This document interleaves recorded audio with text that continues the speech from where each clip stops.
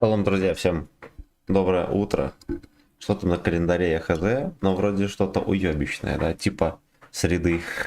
В общем, отличное настроение и легкого дня. На сей раз мы едем на вот этой боброньке. Боброня вчера катался. Господи, как ты в Аркадия. Аркадия. На всех парах. А еще сегодня будет аркад. Ну, я думаю, что на нем можно покататься и в рандоме, потому что в рандоме я его не пробовал ни раза, ни одного. Там кот что-то так... Кот насрал, ребята. А кот насрал. Пожалуйста, осторожно, сейчас подождите.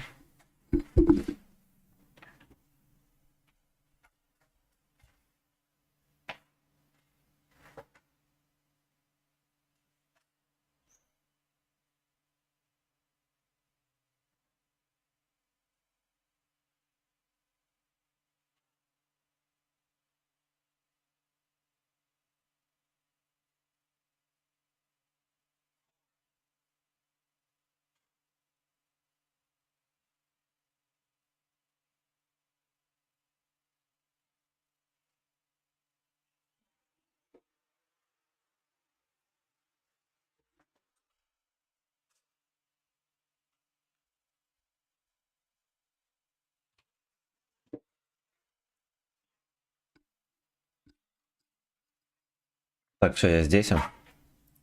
И ближайшие 3 часа я с вами. Калыч-бойчики. Всем доброе утро, погнали.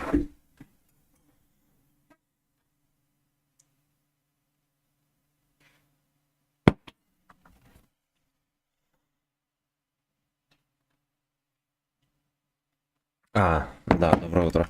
Я чат не урубил.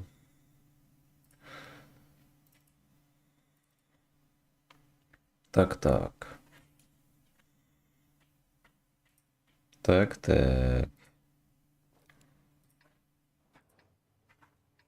Капуста здорова. Лайк лучшему утреннего стрима. Здорово, братан. У меня сегодня выходит видос в рубрике «Выиграй в раскатку». Если интересно глянь. Хорошо. На ютубе у тебя выходит, да?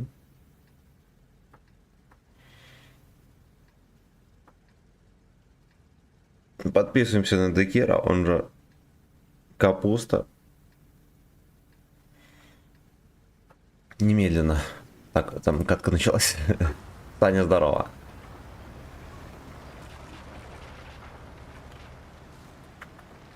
Диди, здорово. Всем здрасте, бойчики.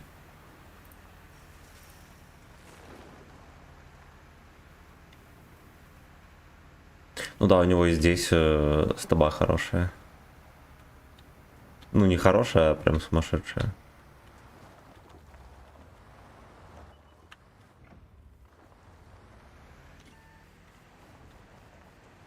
Ну, такой боброньки можно играть.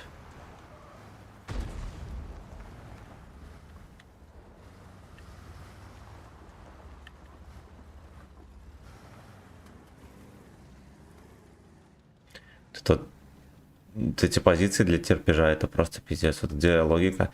Просто приезжаешь и стоишь. Ты ни хера не чекаешь. На удачу выкатываешься, блин.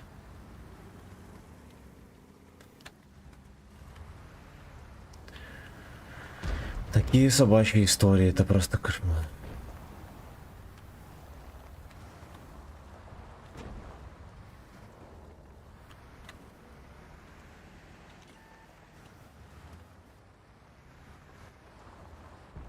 Боброня.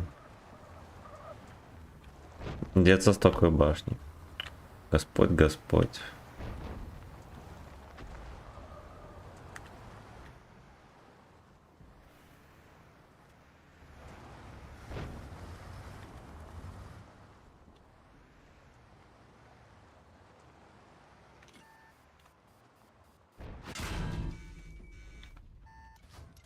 Да. Да.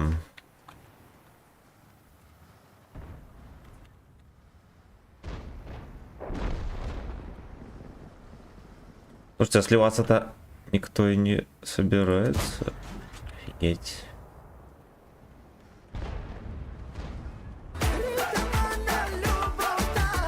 Любота. Присыпайся, сладкий. Ну вот это, я трошечку проснулся. Я, кстати, с утреца сегодня себя чувствую так довольно-таки неплохо. Довольно-таки неплохо. Да пошел ты. Ой, с тобой хорошая, но мы никто не попадаем. Ой, короче, расскажу, у нас дарение было вчера, пацаны. Мы с госпожой поели хачапури после стрима и пошли гулять. И у меня в гудке поднялось давление. Я даже не смог дойти до дома. Вот, я там где-то на парковке, короче, расстрелял асфальт. Потом еще кое-что принес домой. Но не в штанах, вот, так что молодец. Очень остросюжетно было. Очень.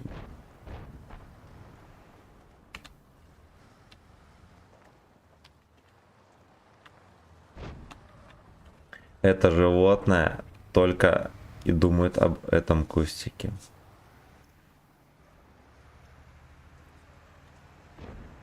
Я, правда, откачусь подальше.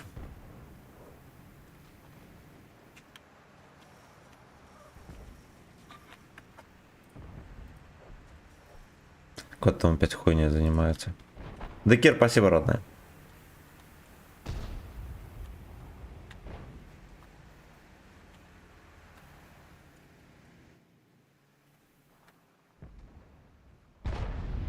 А если как пудель здесь попытается снайперить? О, какие позиции свиные, это пиздец. Нахера такие позиции вообще было делать?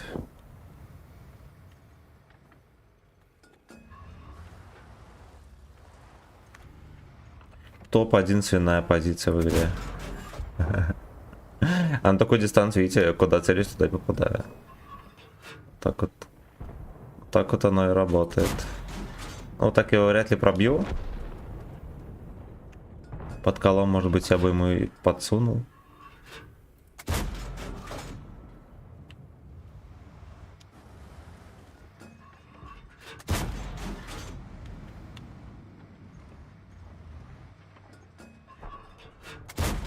Но Зигр, конечно, эстетичный.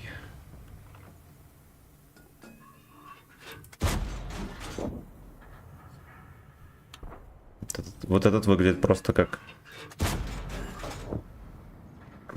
Как пузо-левши.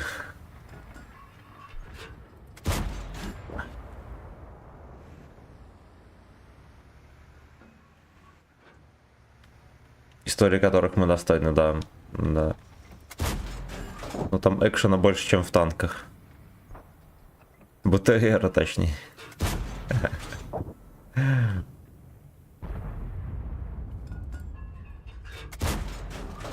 Че, он уже там не находится. Ой, хорошо.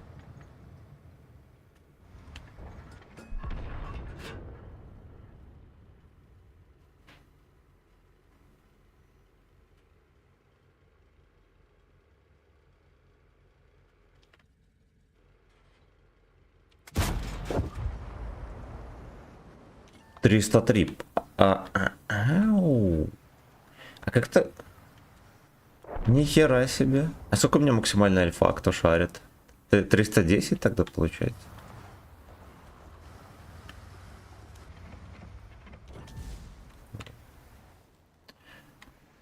О-о-о.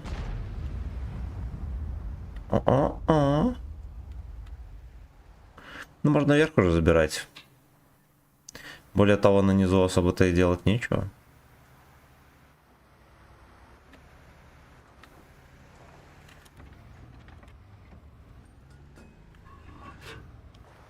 Набор еще не созрел для вката.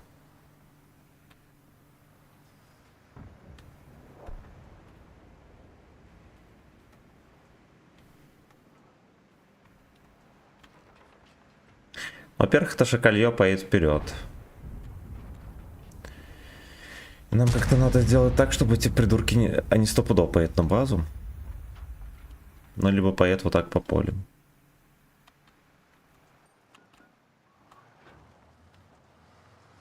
Вот это еще одна смешная позиция. С той стороны такого нету. Ты типа не можешь стоять, защищать базу вот с горы.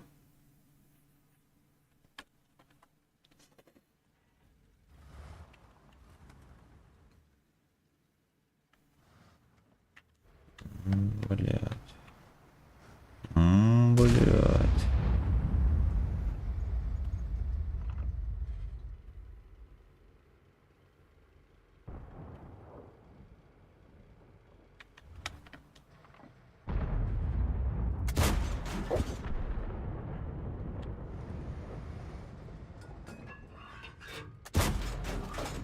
Блять, сука.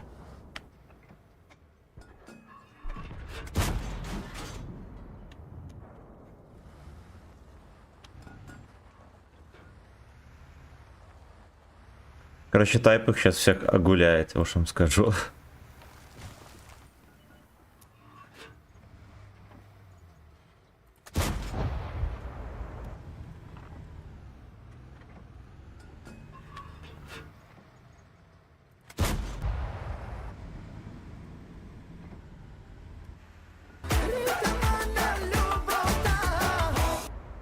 В бой Орлинги не на жизнь, а на смерть.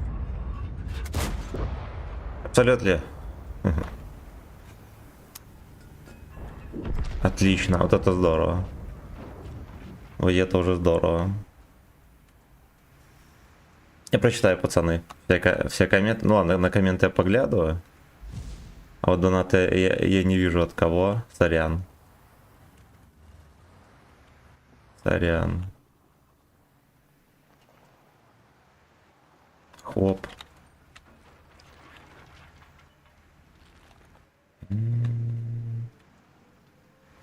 Да, пиздец. Тут чисто с возвышенности можно дефить базу, но это же смешно.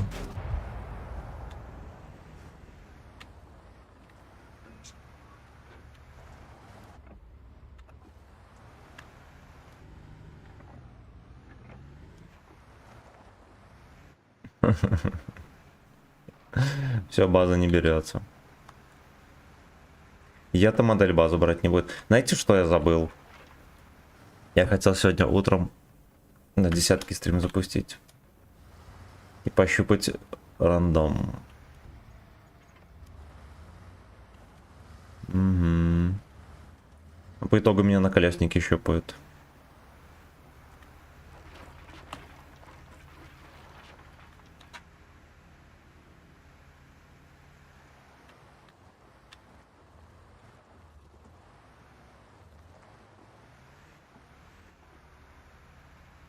Я думаю, надо ехать дальше что-то делать.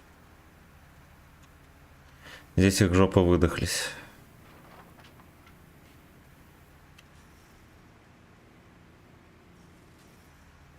Здесь жопы еретиков выдохлись.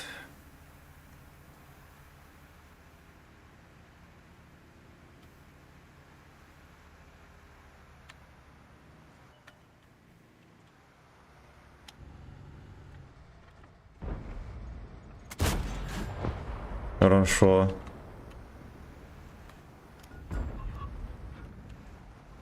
Но Леха там, я думаю, все-таки на 3 тычки. Уже не на 3.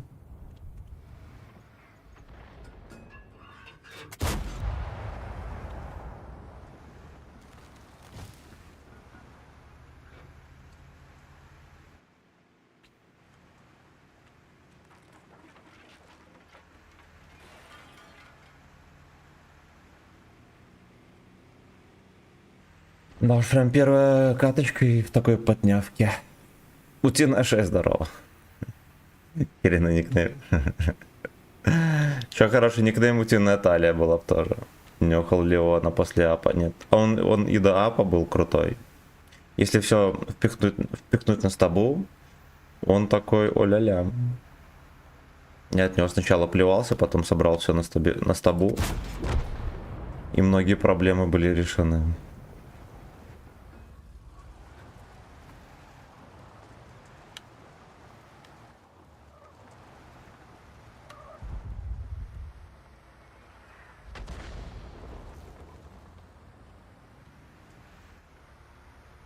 Вот стоило бы понюхать 60 ТП после нерфа. Ай, блядь. О, это такой позор, это просто кошмар.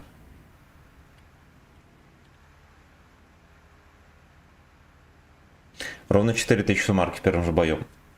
Вот Аджисор думаю, что вытащил катку. На 7 фрагов. Как бы может быть.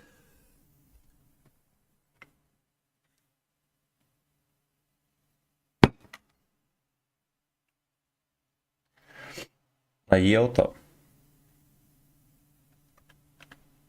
А у нас не нерфили 60 ТП? Я что-то думал, у нас тоже нерфили.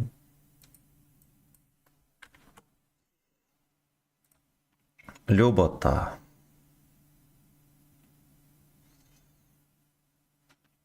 Декир, спасибо, братан.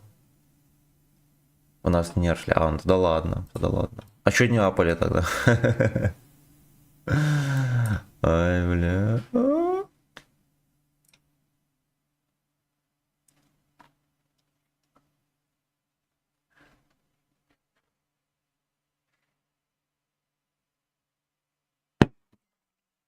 А вот тоже чифа апнули.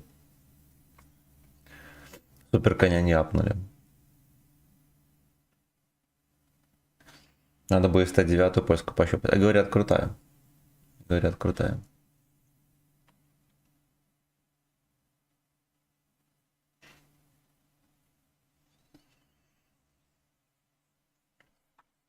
Она и до режима тоже была крутая.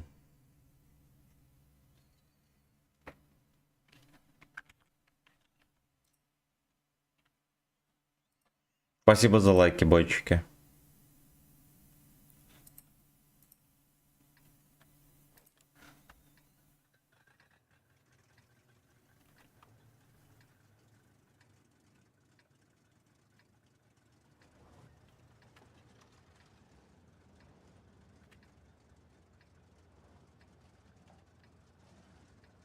Панда, здорово. Качи, братишка, здорово. Здорово.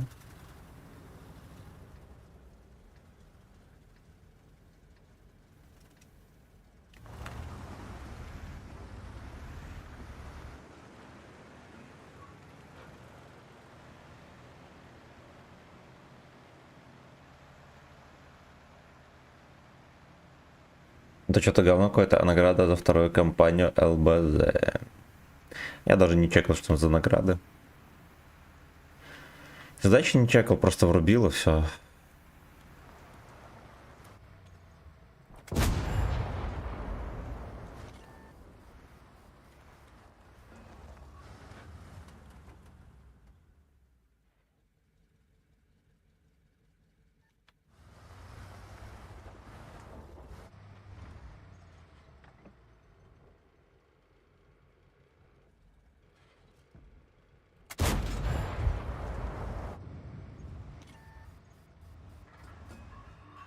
Ты отъезжать будешь или не, долбоёб?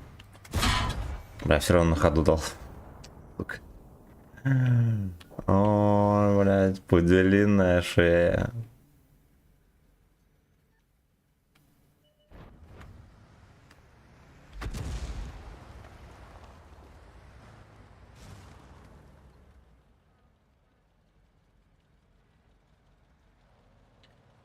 Не про третью, а про вторую. Про раннюю.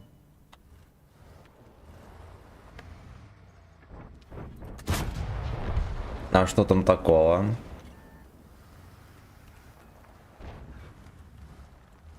Там, блядь, там Химера или этот, или Экскалибур?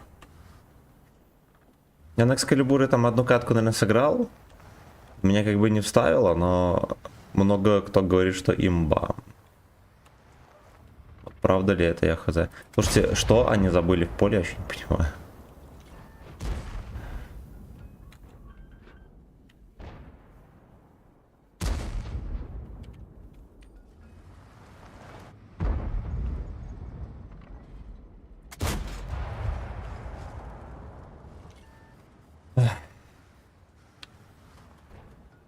Ну так Чпа вместе с ранним нерфили, а теперь Чпа одного, да. Да. Где справедливость? Я не знаю. Я не знаю.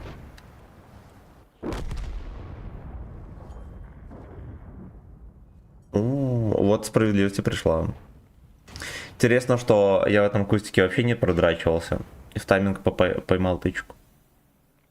ФУГСом. ФУГСом.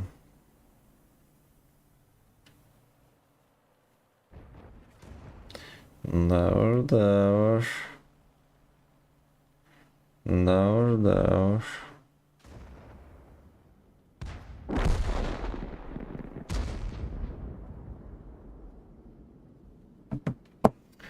Да уж, вот справедливости пришла. Сука. Ну, блядь, такая хуйня. Я за весь бой был максимум 2 секунды в этом простреле. Когда давал в ебра и когда давал в бульдога. И все, я там даже не выставлялся.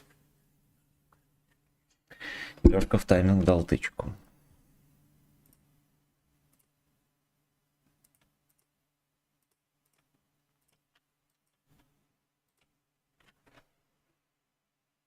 Котейка одеялка пялит.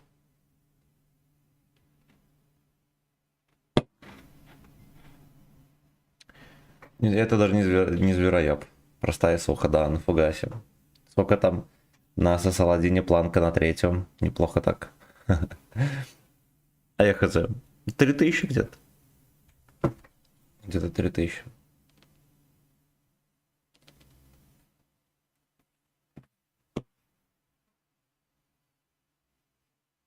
Плюс-минус самый высокий из прокачиваемых танков. Ну, блять, это вполне закономерно. То, что на таком танке ты можешь посветить, пострелять, на нем можно дохера что делать.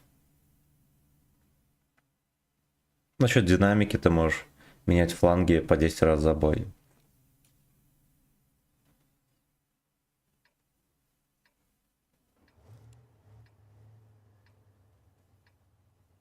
$300 с чем-то. Ну, значит, 300 с чем-то на нем.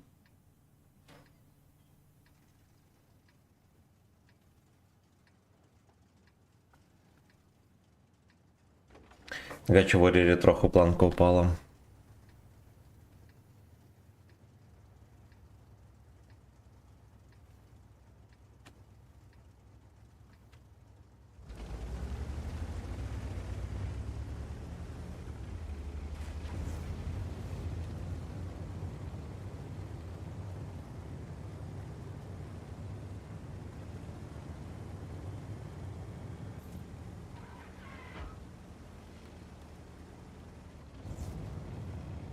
Ришу Сочи, потому что какой-то Торик. А, я понял.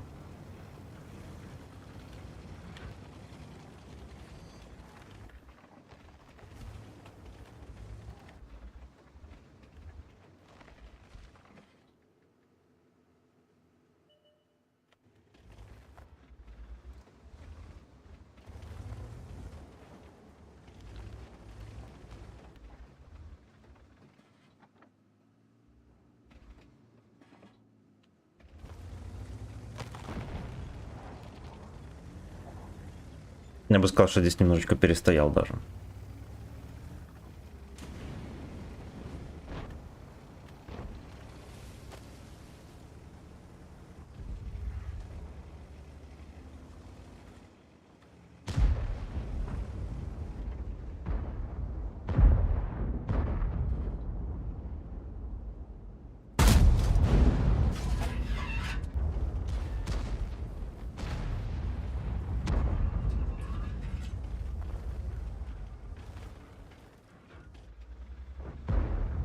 Ну-ну-ну.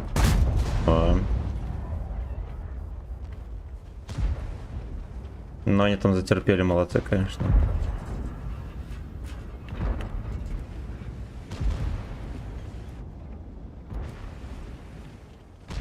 Блять, я отсвечусь или не отсвечусь?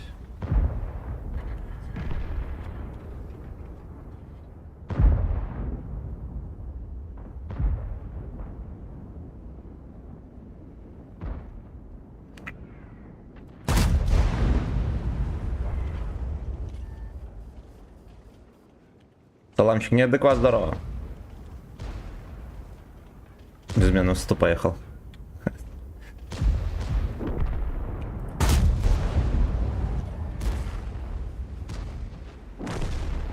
Бля, сейчас напиздят всех.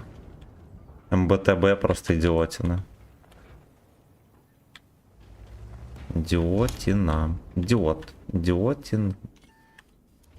Я понял. Оказывается, меня здесь высвечивает. GPT-75. Ебланский танк. Бабаха с броней. Не знаете, что здесь жопа нам будет. Черви и огурцы одновременно.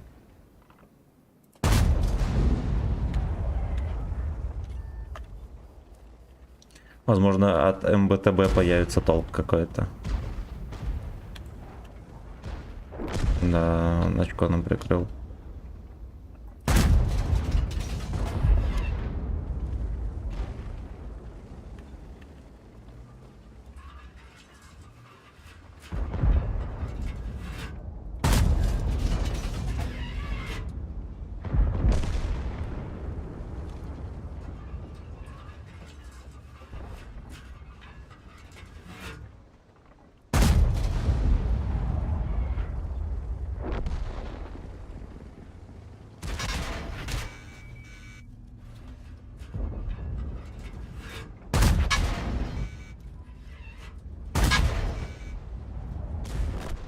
Да уж. Ну, пока что на десятках утренний рандом выглядит как залупа. Данил, здорово. Утренний кекс дам. Дам. Ну, блядь. Ой, как обычно, поехали, все фланги проебали.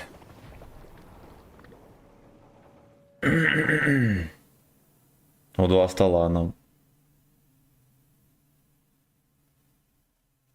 На чем? Вы на ВЕ Бебре? Или на чем? А, на этом, на GPT. Ну, лучше на ББ. Ты пробивать будешь. Ну, интуицию вкачай, если будешь знать, что кого-то будет легко пробить. Ну, хотя бы в борт, если кому-то едешь, закидывай фугас. Так в основном лучше бубахами стрелять. Ну и поближе к противнику, само собой.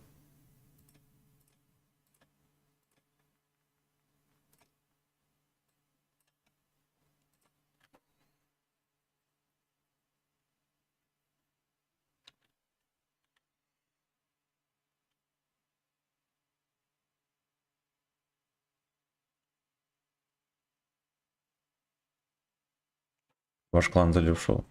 Да, не, там пойдут кто за кого хочет. Даже если в клане написано, что клан за кого-то, это не означает, что все пойдут. Во-первых, а во-вторых, вообще не обязательно играть в битве блогеров. Ну, вот в чем мой личный интерес, например, я не знаю, за какие-то награды нищие.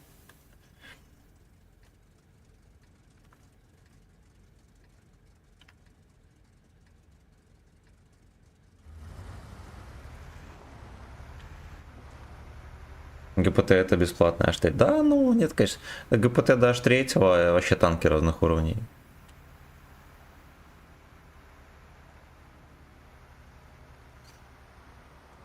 H3 реально для ебли, ГПТ на самом деле это для терпежа танк и для ДЦП. Это вот это реально просто бабаха с броней. Бабаха с броней. Танк, который создан не столько, чтобы нагибать, сука, заебывать людей.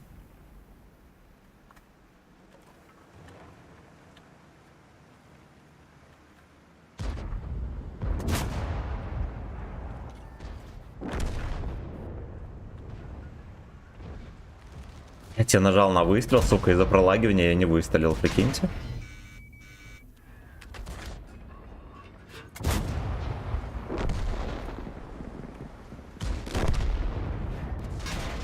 Молодец, очком прижался к стенке.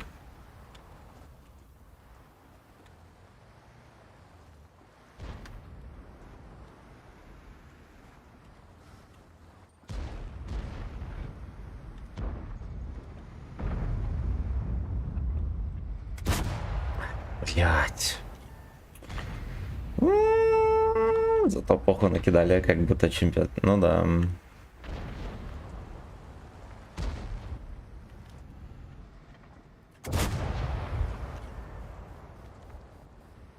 Сейчас защитник еще приедет, будет заебать.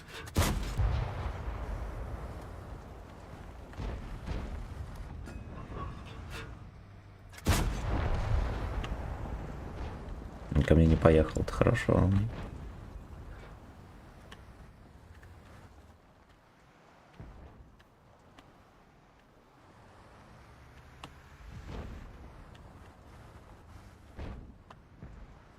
Дед приехал пососать.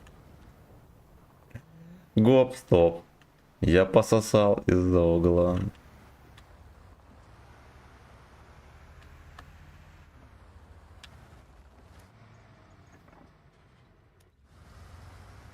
Абсолютно.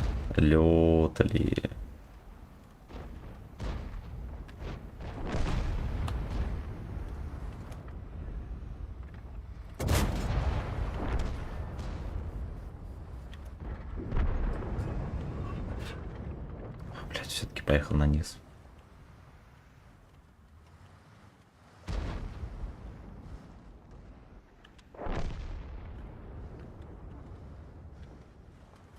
О, знаете что, может быть даже поедет и ко мне.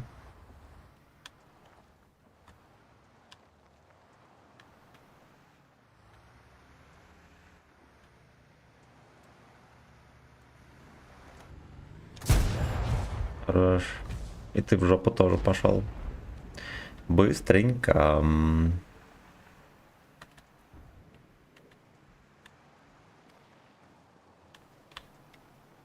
Пейнкиллер, здорово.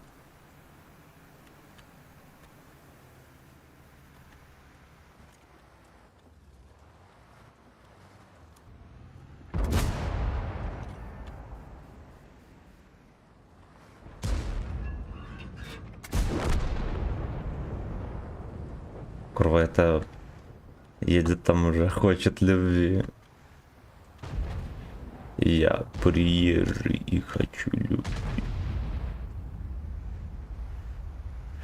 Я здесь для тебя. Джипси, здорово.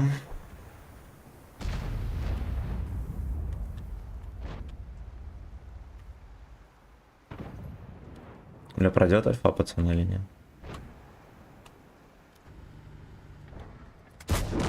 Хорошо. Боги сжалились.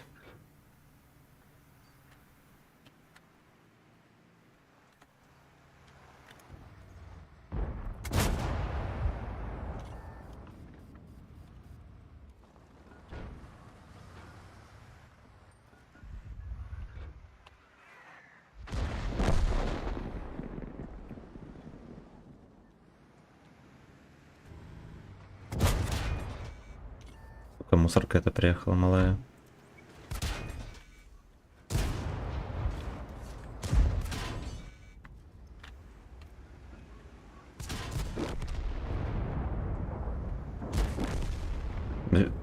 Вообще не на меня смотрел. Ну ладно. Ладно.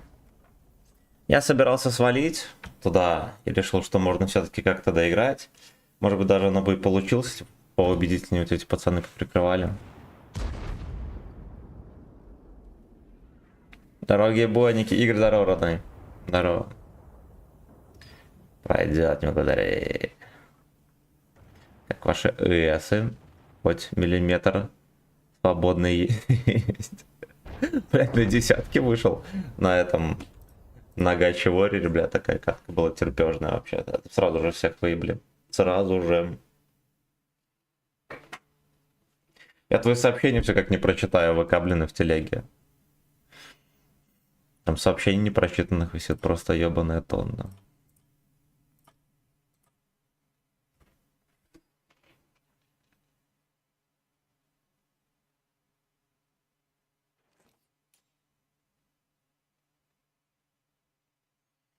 Так, есть у них огнемет или нет? Что я не вижу. Или может мы в ущелье не поедем? Пидор. Осуждаю. Я, короче, не поеду в ущелье, но его в жопу. Я нервничать не хочу. А у нас есть огнемет, кстати. А у них нету, бля. Шорт на двустволке, огонь, спасибо.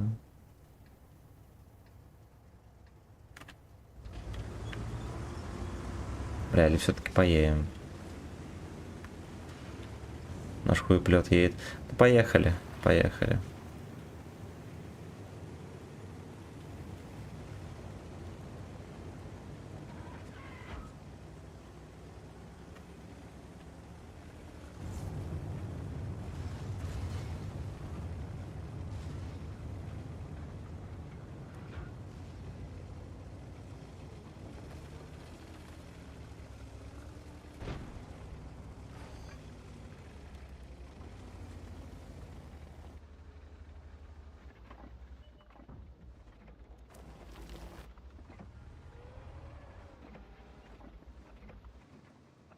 А где эти собачьи уши? Ладно, конь приехал. Окей. Кони Лингус.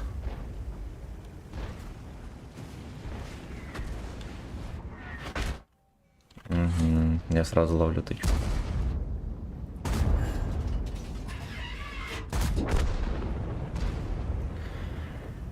Кони Лингус. Фрезер, здорово.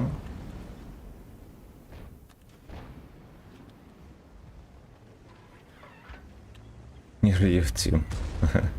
Ты пидор или не рьев тим?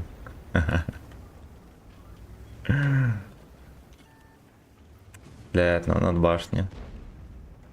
Наши полномочия могут быть все. Надо как-то провоцировать на вкат.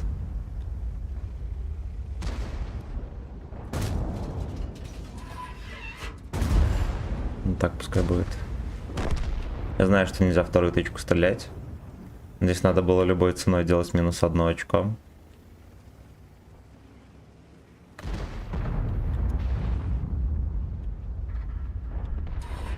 Блядь, взял, закрыл. Все хп ему спалили. Вот только что был фуловый. Ну вот какого хуя, что это такое?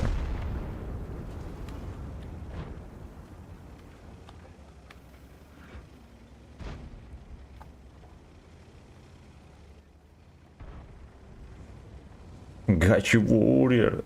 Владимир, здорово.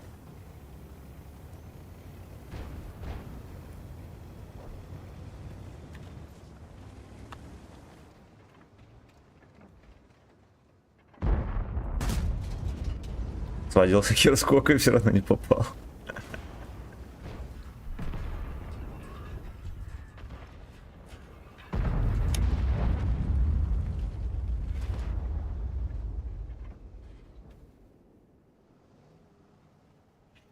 Есть мысль, что больше мы в этой каточке не настреляем.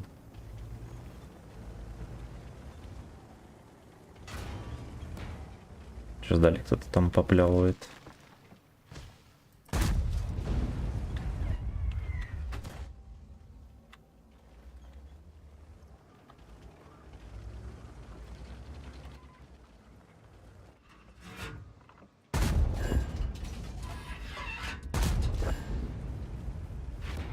Пойдет. Хорошо, что мне Воналду не запихнул в вазон. Этот вафелька.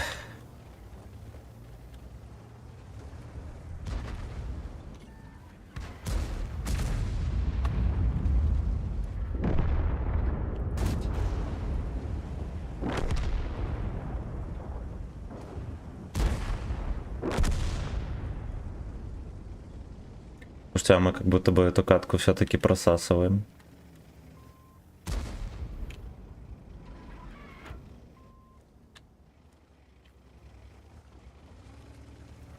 Все-таки просасываем.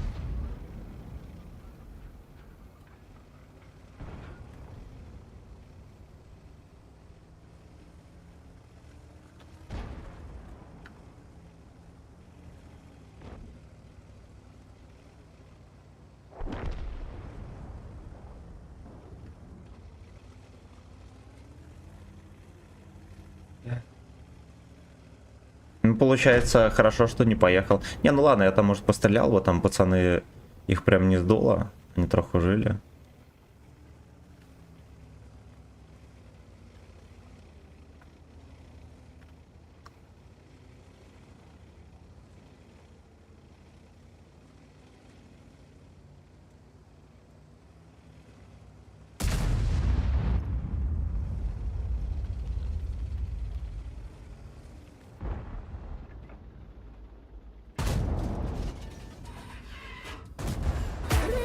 Любовь-то.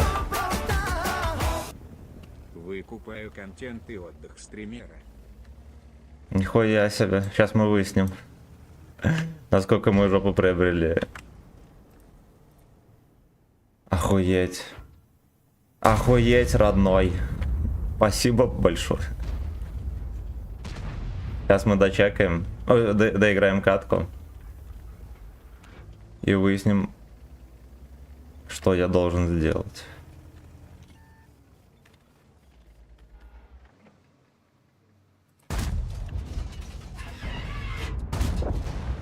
Бля, ну это пиздец, можно было его отправлять в ангар. Причем со второй тычки тоже, да, у меня по 400 все время летит.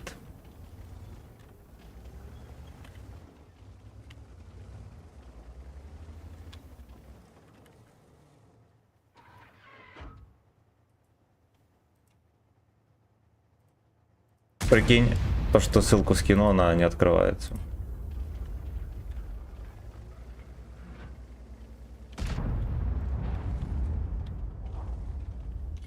Или на стримера купили, расходимся. Да. На сегодня Эйнала больше не осталось, пацаны.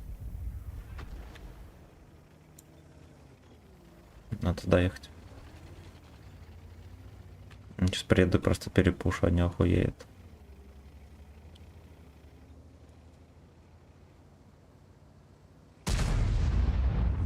Интервью Нира Октопусу. Сейчас будем смотреть. Категорически. Здорово, Ран. Если два хуя трутся друг от друга в одной пизде, можно ли считать, что это порно гейское? Да, да. Что мужики, когда ебутся, думают только о том, что какого хуя у меня рядом член другого мужика. И не по-гейски ли это? Вот, если он сомневается, значит по-гейски.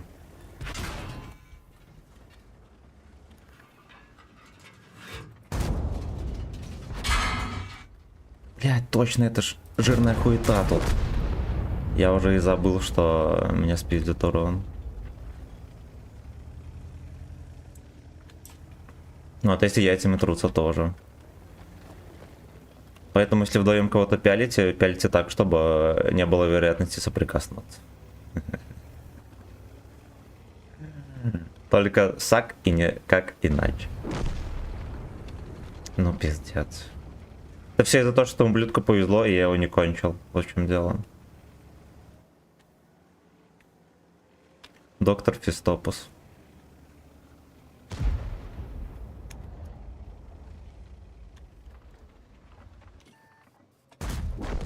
Доктор Фистопус.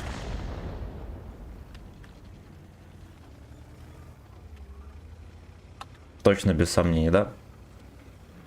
Да. Более того, если ты коснулся другого члена, и у тебя не пропала эрекция, да, это означает, что тебя все устраивает. Вот, значит, это уже не гейское порно, это значит, ты пидор. Но это не православный вид секса, вы же понимаете.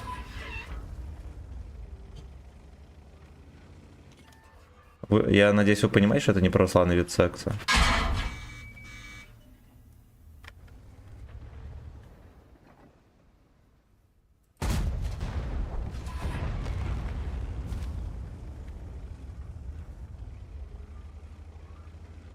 Не только все устраивает, но и нравится. Но.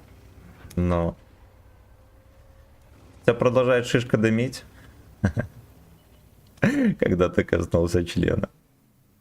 Значит, тебе все нравится. 7 тысяч, между прочим. You know, ребят. Единственная нормальная порка — это 1 против 29, да. Итак, друзья, мое очко успешно приобрел Игорь. Очко передается Игорю. Все. И мы смотрим интервью одного очень интересного гей-бойчика. Так, а что тут происходит снова? Физду Эйнал, пахан здорово. Значит так, мы сейчас будем смотреть. Убийца, здорово, братан. Здорово. Ты поднял важную тему, о которой нужно было сказать уже давно. О которой, наверное, никто не хотел говорить, но эту тему надо было поднимать. Уже просто невозможно.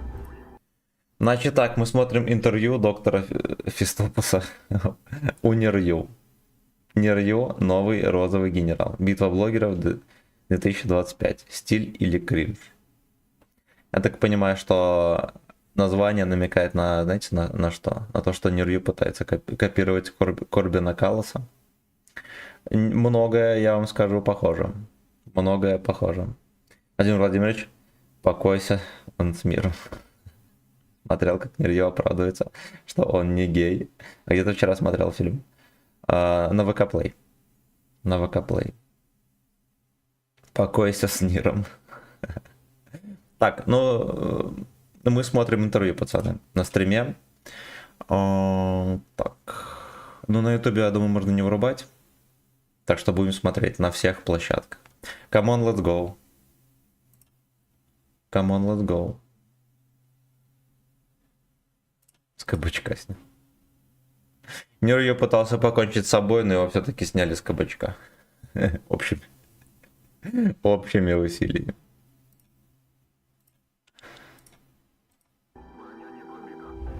А это на ютубе ждал. На ютубе ж разъебут за кино. Я знаю, кто такой Корбин. Я общался с ним лично в Минске, в Москве Не бери и это больше в в рот. Мурманске. Я вырвался из захвата и с левой в нос. Ты сам себе это все в голову вогнал. Почему должны другие люди следовать твоим правилам? Я охотник, у меня есть ружье. Я прямо сейчас заряжаю. Я готов постирать, Федя, твои трусы, потому что ты делаешь со мной интервью. Да, такое тоже было. Хейт, он есть всегда. Тобой пиздец черт, Когда да. ты начинаешь... Мне нравится, когда черт себя берет представлять. интервью у черта. Нерью не гей. Хищник, здорово. Нерью не гей, пиздобол. Здорово, родной. Вчера катал. В ноябре было 92,63, стало 91. Мы хейтили друг друга. Человек, который всегда был по другую сторону баррикад. Его ненавидели. Какие у него стороны баррикад? Что-то можно хейтить. Короче. Во-первых, пацаны, сейчас в рандом за отметками не ездим. Там пизда. Там пизда. Говно еще не улеглось. Я вам скажу, когда уляжется говно. Особенно вечером, пацаны, точно не катать. Не многовато ли денег тебе дали? Когда пойдем в магазин, узнаем. Видят, над ним смеются. Его любят. Он вызывает эмоции. Это Нирью. В этом интервью я задал ему все Ебать! Вот это кринжовенько. Вот это кринжовенько было. удобные вопросы. Ай, Конфликты бля. с Корбином, про распад роты No Mercy, про Юшу и Джова, конечно же. Илюша, тебе не стыдно? Если ты повторишь это еще 3 раза, даже я начну в это верить. Лех, ты не переживай, переписку я эту солью полностью. Я просто сейчас... Полностью. Сука, ты только что, что ли, я не могу... Да кто его любит? Непонятно, мы сейчас узнаем. Неадекват, здорово. Я сказал, галочки не Спасибо за будет. подписку. Ну и подготовку к битве блогеров Галочки само собой, мы не обсудили. будет. Несмотря на то, что интервью длится около 2 часов, оно содержит весь сок и все самое интересное. Блять, ну вы видели? Это просто Несмотря на то, пиздец. что интервью длится около 2 часов, Грани и Нерью заряжает стволы. Блять, ну это как будто бы первоклассники сняли видео, где они гангстер-рэперы. Сука. оно содержит весь сок и все Здорово самое всем, здорово, интересное. братан. Я уверен, что после этого видео ваше Да, мнение о давай Нирью еще изменится. исповедь новичка, Не знаю, пса. в лучшую или худшую сторону. Андрюха, но здорово. точно будет над Там чем вообще топ-контент. подумать. Прожимайте Блять, лайк, вы сейчас подвигайте. накидаете видосов, мы будем неделю только видео смотреть. И восстановим психику. Так нельзя. Так нельзя. Пацаны не до эйнул. Друг в друга. Гангста-пидоры. Бля, Нерью еще этим шарфом шею закрыл. Чтобы она казалась меньше. Дайте по максимуму это видео и не забывайте подписываться на все соцсети. Дальше будет ещё Соцсети. жарче. Погнали. Саксети. Привет, Лёш. Ну, во-первых, спасибо, что нашел время на это интервью. Здравствуйте всем, дорогие зрители. Всех приветствую зрителей Октопуса. Естественно, я сделаю тоже репост данного интервью, и мои зрители также посмотрят. И приветствую всех, кто не является нашими зрителями, потому что это интервью, оно будет форситься. естественно, Мамкины в баечки связи с сидят. популярностью события «Битва блогеров». И поскольку я являюсь одним из участников данной битвы блогеров, главнокомандующим розово-фиолетовой Главнососущим. армии Нерью Тим, многие, кто будут это смотреть. Конечно, я уверен, зрителей будет немало. И, кстати, несмотря на то, что я нахожусь в твоей Бля, вот на самом деле, ты выбрал розовый цвет, блядь, ну вот нахуя? Неужели нету других цветов, которые не будут отсылать к чему-то еще? Вот если бы он выбрал фиолетовый цвет, как он у Юши был, заметьте, никто бы ему не сказал, что он пытается косить под Юшу. Да? Он выбрал розово-фиолетовый. Князь, не занимайся хуйней, я тебе сказал. команде, Вопросы будут очень сложные. Ты готов? Слушай, Федор, Длинный китель. готов крутить этот барабан. Поехали. Хорошо. Бля. Смотри, вначале я не зря сказал именно такую фразу. Даже Джованни хуесосил мир его. Ну, кого Джованни не хуесосил? Да что там, я там? А, не. Рассмотрел интервью. Впервые на канале обезьяна гей. Все остальные отсылают его нахуй. Про Бля. мотивировку нашел время, потому что про выгорание и усталость говорил немножко и Джов. Юша тут на днях выкатил пост в своей телеге, здоровья ему и отдыха, конечно. Сейчас посмотрю. Юша ноет, что ему тяжело. Короче, ребят, я сегодня словил своего рода перегрузку. Тяжело объяснять, как это. Но тут примерно следующее. Возможно, сидеть хочется бежать, иначе физически больно. Геморрой.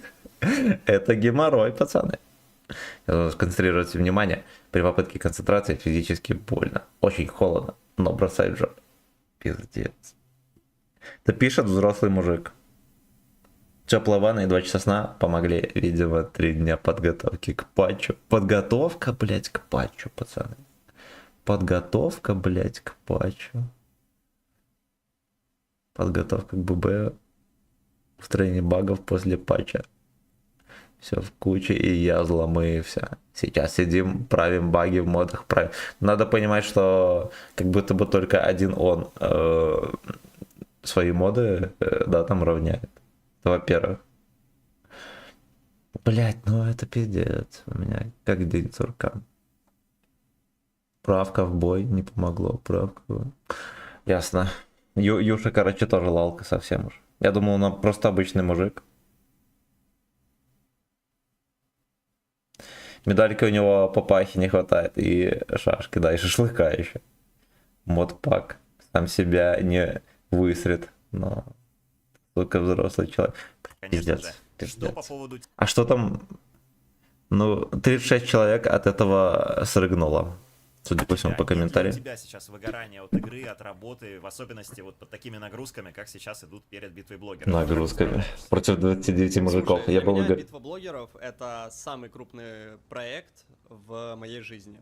И я живу этим в данный момент времени проектом, поэтому ни о каком выгорании не может идти речь. Для того, чтобы держать себя в тонусе, психоэмоциональном, физическом, я хожу в спортзал 3 раза в неделю по утрам, чтобы у меня была энергия зарядиться полностью на весь день. Если в целом Заряжают его там мужики на весь день. поговорим о выгорании, то, конечно же, оно у меня есть и присутствовало достаточно Мужики долго, в ББ особенно участвовать не в будут, течение да. нескольких лет. Ты просто задал... Полная нагрузка на Эйнал. Полная. Потому что танки — это хоть и увлечение, это хоть и круто, тебе Зеленый какой мозг маленький. нравится и стрим. Почему шею не нарисовали? Лет, ты просто задалбываешься делать одну и ту же рутинную работу. Потому что Читает книги. Что он там обвел? ты Сейчас мы посмотрим. просто задалбываешься делать одну и ту же рутинную работу.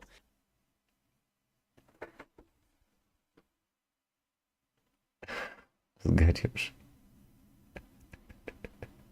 Ну, короче, читает книгу про бурю в пустыне, судя по всему.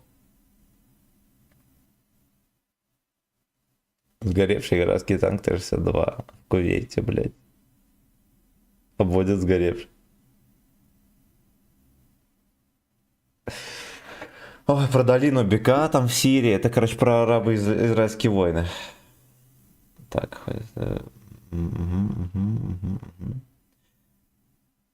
ходит приседать на греб, да, шею качает в джим, об члены мужиков, да, и кряхтит. Я в ахуе, я тоже, пацан. Потому что танк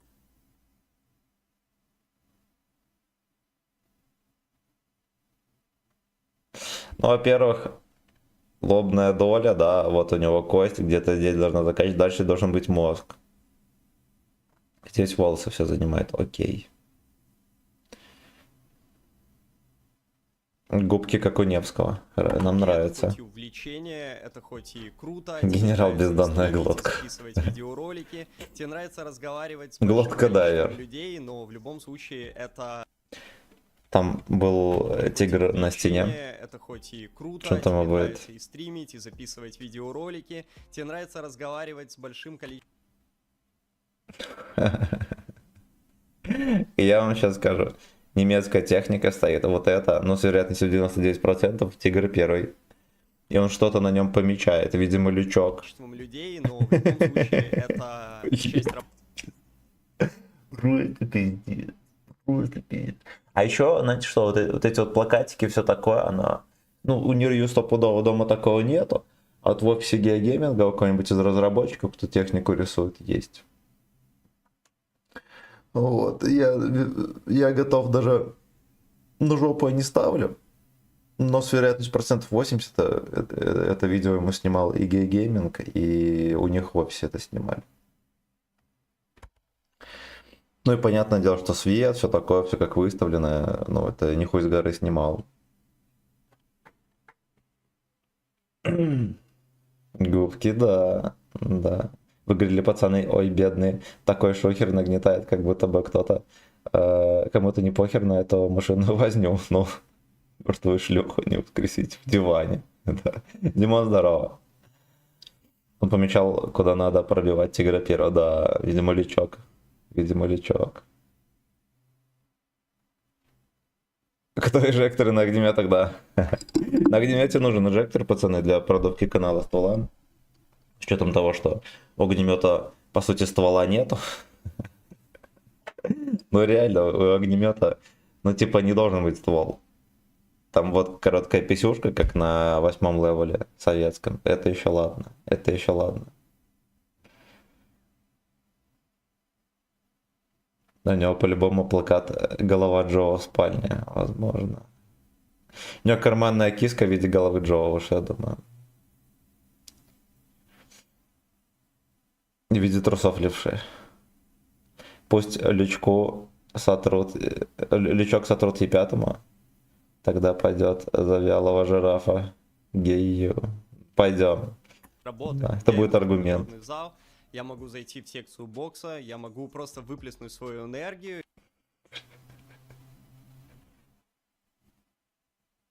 Секция бокса. Внимание, пожалуйста, осторожно, не идет выплескивать энергию. Секция бокс.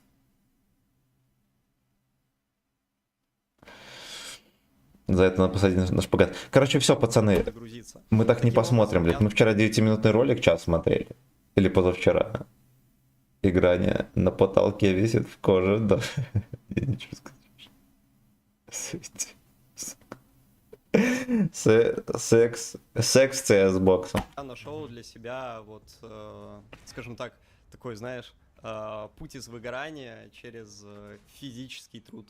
Через зал, получается. А вот в зале у Час тебя 40 есть это такие хуйня. крепкие парни, как у меня, которые идут за Нирью Тим в розовом камуфляже. Или таких нет? Слушай, прям в розовом камуфляже нет, но мне вот мой прошлый тренер порекомендовал нового дядя Миша. Дядя Миша есть. А почему не дядя Петрович? Уже все неинтересно, дядя Миша в самый раз. Пиздобол, зал, бокс. Рука, стропон, сказал бы. Но он как был всегда доходягой, так и остался, я чуть не верю, что он качается. А это справа Октопус, я так понимаю. Блять, вот не упустил момент Алёшка себя прорекламировать. Красава. Но я имею в виду про Фистопуса. Ездит на мистера Олимпию. Представляешь, он просто обалденный себе. бодибилдер. 35 лет занимается. Обалденный так круто мужчина. работает вообще в целом, следит за каждым упражнением. Скажет, какие у него Мне мышцы красивые. Прям очень сильно нравится. И, кстати говоря, я даже... О, щит, благодаря I'm sorry. дяде Мише, из-за того, что немножечко форму свою привел в порядок, даже записывался голышом в фильмах. О, блять, вот, сука, почему он про это упоминает? Вот, блять.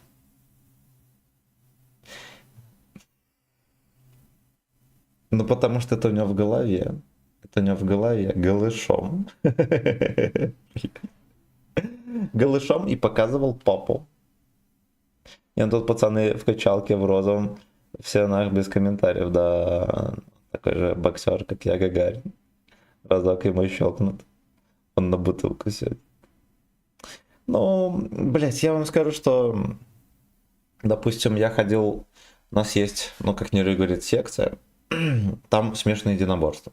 Ты вот в понедельник у тебя, если я правильно помню, бокс, или в среду, ну, неважно. В среду, короче, борьба, а в пятницу либо у стенки там борьба и всякие приемы. Ну, короче, такая вот хуйня.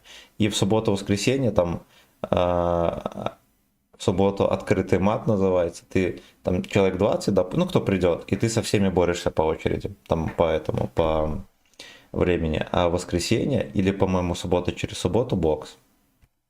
Ну и, короче, ты приходишь, ну там обычно много народу, и вас сразу же ставят по парам. Ну, допустим, если бокс по парам, и отрабатываете всякие приемы. И в конце, типа, спарринг там небольшой. И есть чуваки, которые, типа, им это не хотят, не интересно, и они на груши отрабатывают. Если нахер это не то же самое, что живым человеком, либо даже без груши какую-то еще хуйню делают. И они, вот видно, что они доходяги, ну, типа, вот нервё, им они, как сказать, на лайте пытаются тренироваться, нихуя не делать. Вот это, блядь, нервью такой же. Такой же нервью. И левша тоже боксер, который толстеет, блядь. Это что, ну, он занимается боксом, так понимаю. 1 раунд в месяц. Так, он такой же боксер. Это Фистопус. Фильмы. Мишанька поправит вялого жирафа. Да. Пиздец, уже не может сам себе господина выбрать. Уже помогает, да. Да, где-то мы это уже видели с Билли. Левша свою грушу в аренду сдает. Только смешные. Кто кого? Ну, форма реально в порядке. Раньше говорили, что ты такой дрыщ, ты худой, сейчас вроде как посерьезнее. Да, возможно. Там будет, Еблоску знаешь, вяжу. такая сцена из Бэтмена. Как я стою, такой у меня оголенный торс, вода стекает. Ничего себе. Вообще балдеж. Огонь.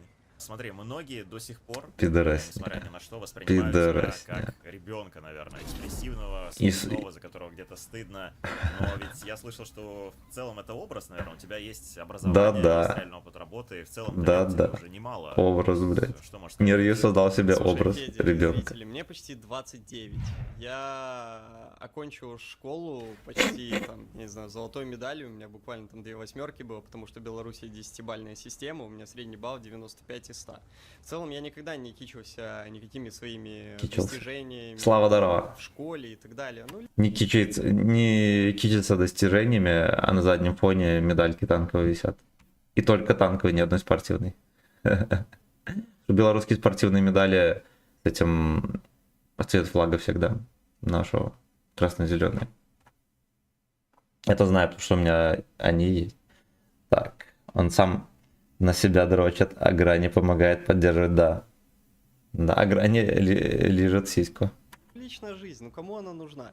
Она, возможно, кому-то нужна на таких подобных интервью, но в целом это достаточно закрытое пространство, куда ты особо Мгм. Заткнутое пространство, я бы сказал. незнакомых людей пускать не хочешь. Да, я закончил Белорусский государственный университет, факультет прикладной математики и информатики. Это самый престижный... Короче, он задрот пиздец. Заучка задрот. Выплет. У нас еще с гербом города за область дает. Но с гербом это там сама медаль может быть какая угодно, а веревочка это на медали, она всегда в цвет белорусского флага. Даже на международных соревнованиях тоже. Кроме коммерческих, там, не знаю, я не участвовал.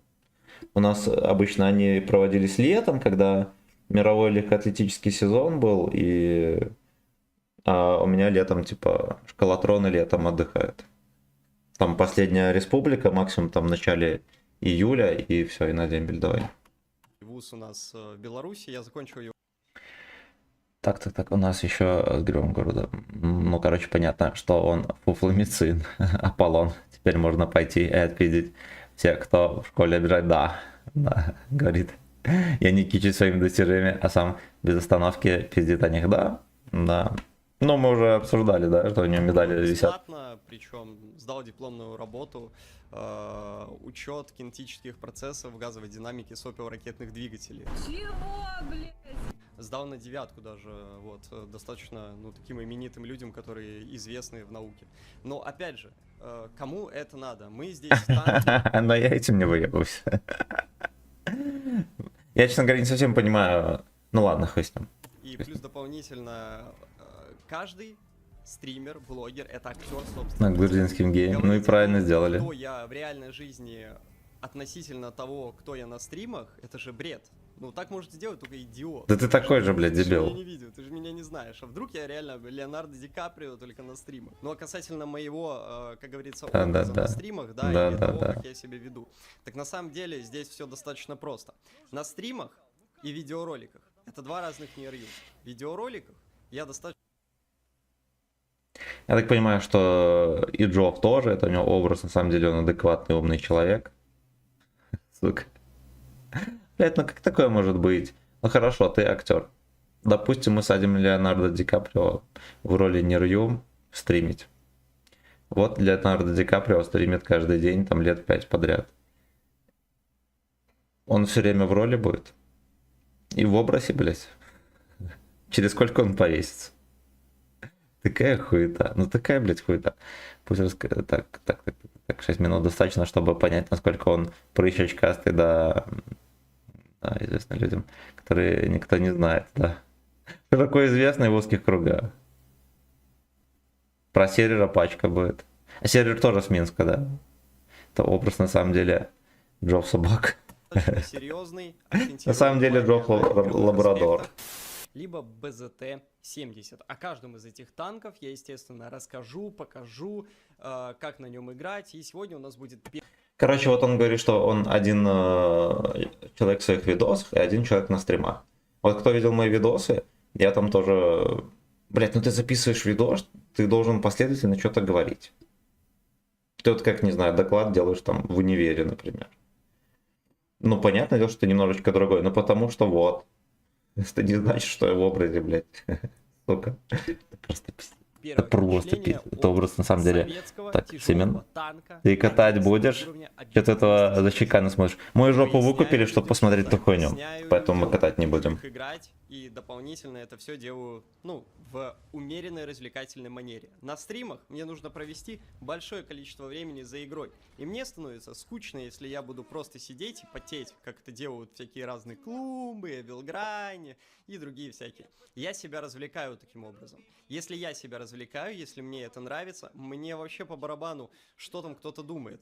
Если Горячий образ, мне это да. нравится, то и моему зрителю будет нравиться. Если я сижу, буду зевать, и я буду унылый, то от меня будут уходить зрители, и им будет это неинтересно. Я думаю, это база. Ну это база, да, но тебя не Отец напрягает, вырубай. если тебя Мою вот так жопу выкупили, воспринимают чтобы люди, купить, чтобы даже как посмотреть какого-то эту хуйню. клоуна, За 2000. вот с таким перебором про этот кринж.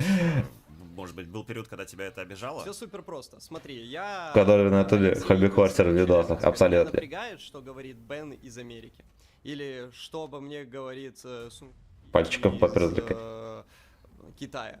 Или Бебе из... Но если ты Эфиопии? не слышишь и не видишь их, то, наверное, не Ну, напрягает. конечно. А если они приходят к тебе в чаты или где-то пишут постоянно так это ж буквы. про тебя. Про Петровича будет вопрос. Просто- То есть для тебя это никак, ничего. На меня это абсолютно никак не может влиять. Я научился, во-первых, абстрагироваться от этого всего, поскольку я давно нахожусь в этой деятельности, я научился от этого всего абстрагироваться. И во-вторых, если на тебя влияет мнение общества, когда ты живешь по законам общества, когда ты абсолютно никому не мешаешь, то ты не являешься самим собой. Важно Обезьяна всегда себя оставаться самим рекламирует. собой. Мы люди Неудачно уникальны. пока что. Каждый из нас уникален. Людям Если бы все люди были такими, психологов бы не было вообще. Потому что поведение читается, ну, он читается как открытая книга. Которыми они не обладают. Да он они черт, ну или начинают так. порицать. И это норма, с этим нужно просто научиться жить. Если Держи тебя наваляч. Ну вот мы ждем общество гейские на то, вопросики. А что он сам ты уже тут носишь, рассказывает, про что у него накачанный в тренер. цвете ходишь, что он какой у тебя даже там голенький взгляд, снимался. Как ты одеваешься, что ты делаешь, значит ты не являешься самим собой. Жизнь одна, живи ее так, как хочешь жить ты сам. Елису дай роль. Хорошо. Ща дадим. Окей. Мы уже поняли, что к хейту ты относишься Ясно, фанаты не нормально, рыё, без постоянно принципов, ведя себя ты как готовишься, последний ты урод, любишь да. Сейчас мы роль, подождите, дадим. Так. Оп. Оп. да, может быть, даже где-то пытаешься от него. Окей, Про обезьяну но будет ты вопрос. понимаешь, Мы ждем. почему тебя Это хейтят, Кузбасс, если здорово. коротко, какие-то основные причины в голове. 11 ты еще не взял. Да, понимаю. Каблек, здорово, мы смотрим это парашу. Слушай, Да. во-первых, Ну, люди могут меня хейтить просто за то, что я противопоставляюсь другому. Снимите с меня гачебалы, не такой. То есть люди могут меня просто не любить за то, Вот Семен Веселый. Что я просто А это гей. явно Например, входит я играл в Киберспортив, играл в коптерку команде Петровича, Играл в чтобы команде понюхать КВД. У магнат. нас был главный противник, наш конкурент, команда Нави. Команда Нави все люди. Какие сопливые Мы пиздюки. выигрываем команду Нави. И что Какие происходит? сопливые Нас пиздюки. хейтят. Меня хейтят. Я даю Да потому что ты интервью, чёрт, рассказываю по о тебе том, видно, как что мы выиграли команду Нави. что тебе надо Они говорят, хейтить. Да вам повезло. Меня Только тебе хейтят. ответил. Хейт, он есть 1,5 всегда, часа. когда ты начинаешь Меня что ты из образа себя представляешь. ржака Согласен будет. с этим Хорошо. тезисом, да. Но А есть что еще хотите ряд от села, тем, который которые сейчас съебался не из своей- озвучил, из-за которых, на мой взгляд, чела? тебя хейтят. Вот смотри, Ну во-первых, да. это тема, наверное, Да. гейства, шуточек про Петровича и так далее. Это такой острый момент для многих. Как это вообще Петрович. началось и не напрягает ли тебя? Не портит ли это сейчас твой образ, в особенности 3 часа среди опрос. блогеров? Да слушай, это просто пачка зрителей. 1,5 часа тут видос. Которые насмотрятся всяких разных там твичевцев или всяких разных других там блогеров. Вот, и просто Друг друга приходят, за жопу трогали. нашли Ага. какие-то прикольные цитатки и начинают спамить. Вообще все это началось просто из-за того, что какой-то чувак в донате написал какую-то гей-фразу очень смешную, и люди это подхватили. Я косвенно знаком с донатами Петровича, потому что мне в свое время попадались нарезки. Сейчас ему, наверное, Петрович не донатит. Это не важно. Херня в том, что вот человеку 29 лет, у него психология 14-летнего пацана. Потому что ему говорят какую-нибудь хуйню пидорскую, и он такой, типа, ой, нет, ты что, это не про меня и так далее. Ну, это ж очевидно, что провоцирует на еще такие же комментарии. Возможно, это грамотный байт на донат, но вот он не выглядит человеком, который таким образом сможет забайтить на донат. Не сможет, блядь, ну, не сможет и все. Поэтому из-за того, что он слабый, ментально, блядь, психологически, его клюют хуетой и ржут. Ну, типа, это точно так же, как в школе стебутся над всякими сопляками. Ну, в каждом классе есть доходяга какой-то, да, которого все хейтят, потому что он слабый, блядь. Вот такая же хуйня. Такая же, блядь, хуйня. Подхватили, учитывая мою Серый был его реакцию. другом, но сейчас он, Нет, так же, не как к нему, такого, не очень нет, относится. просто говорить, всё, людям это понравилось, Ну, они может. дальше это понесли в массы. Вот, естественно, Ну, может, я это не знаю. для нормального. Но они же нормального оба с парня, Минска, это означает, типа, что не те, они, наверное, в одной своими команде, может, там друзьями. играли. Это тупо смешно, и все. Ината, господи, бедняжка, как он выживет. Мы тут только на них один... Ну, мой канал на этом только и живет. К этому никак Ничего по-другому страшного. относиться. Это просто тупо смешно. Ничего Я не знаю, как к страшного. этому можно по-другому Надо в относиться. танки Ну, играть. типа, если Не это этим тебя фраером, а ущемляет, нормальным у тебя мужикам есть с кем. какие-то Все детские верно. травмы или какие-то Ну, это просто смешно. Тоже не смотрел его. Ты же знаешь, какая Постоянно особая гейский история контент в там? чате и Она, может быть, донатах. где-то возрастная. Для кого-то это триггер. Сейчас битвоблогеров, мне кажется, опасная ассоциация, что у Нерью Тим, типа, есть перебор вот с такими шутками. Это может немножечко людей как бы Ну смотри, отвернуть. первое, нету сейчас абсолютно никаких таких шуток, да, Мгм. есть просто всякие разные мемасы и приколы, которые делают зрители, я не имею абсолютно, грубо говоря, никакого Поэтому отношения к мемасам. славяне выбирают жесткого альфача в леопардовых труханах, да. Аудитория Сильно твоя, и незалежного. моя, кого-либо-то угодно, да, она Имен да. все что угодно, потому что кто-то из них считает нас кумирами, кто-то из них просто, ну, просто кому-то мы нравимся, кто-то, ну, я не знаю, просто фанатеет от подобных шуток. Короче, Нерью Я пытается делаю в этом интервью очистить свои тросы от Малафьи. То есть, возможно... Чтобы хотя бы 2 человека, которые вдруг поведутся на это, Оно не так работает, которые считали до этого просто Нерью Питером, тут подумают, ну ладно, он, наверное, нормальный пацан вступил. Если вам, грубо говоря, не нравится, то у вас там жена, дети, и вы относитесь к этому как-то серьезно, ну, ребят, я думаю... Топ надо танковое просто сообщество смотреть боится свои гачи позиции. шуток ужасным. Ну, то есть, Нерью в отношении... Мне кажется, первое, с чем нужно столкнуться, это с гачи шутками. Мне кажется, начинаешь стримить. Ну, набитый блогер... Там за кого пойдешь. Тема будет... Скорее всего, не за кого, либо за Юшу Тим ради пива и камуфляжа. Чтоб не хейтили Всё, хорошо, артоводы. разобрались с этим. Окей. Мальчик еще Давайте и плавно про спорт перейдем не к слышит. блогеров, и сразу, как горячий пирожок, у меня вопрос, который у многих. Вопрос Горячий стиль петушок. этой битвы блогеров. Почему именно такие цвета с розовым оттенком? Почему он? Ты взял его намеренно, Чисто чтобы случайно. собрать под себя аудиторию Корбина, может быть? Или Слушай, как? нет, это все Да-да. абсолютно по-другому происходит. Вот смотрите, прямо сейчас у вас... Я думаю, Корбана дрочеры в первую очередь не пойдут точно за него. Во-первых, а во-вторых, он спиздил логотип. Сейчас я, блядь, найду. Так. Показываю вам свой логотип. Так, тихо. Вот, смотрите, какой у него логотип. Есть подозрение. Есть подозрение.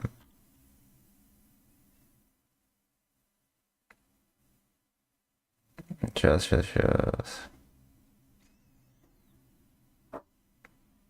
Блять, вы обратили внимание, какую музыку мне рекомендует?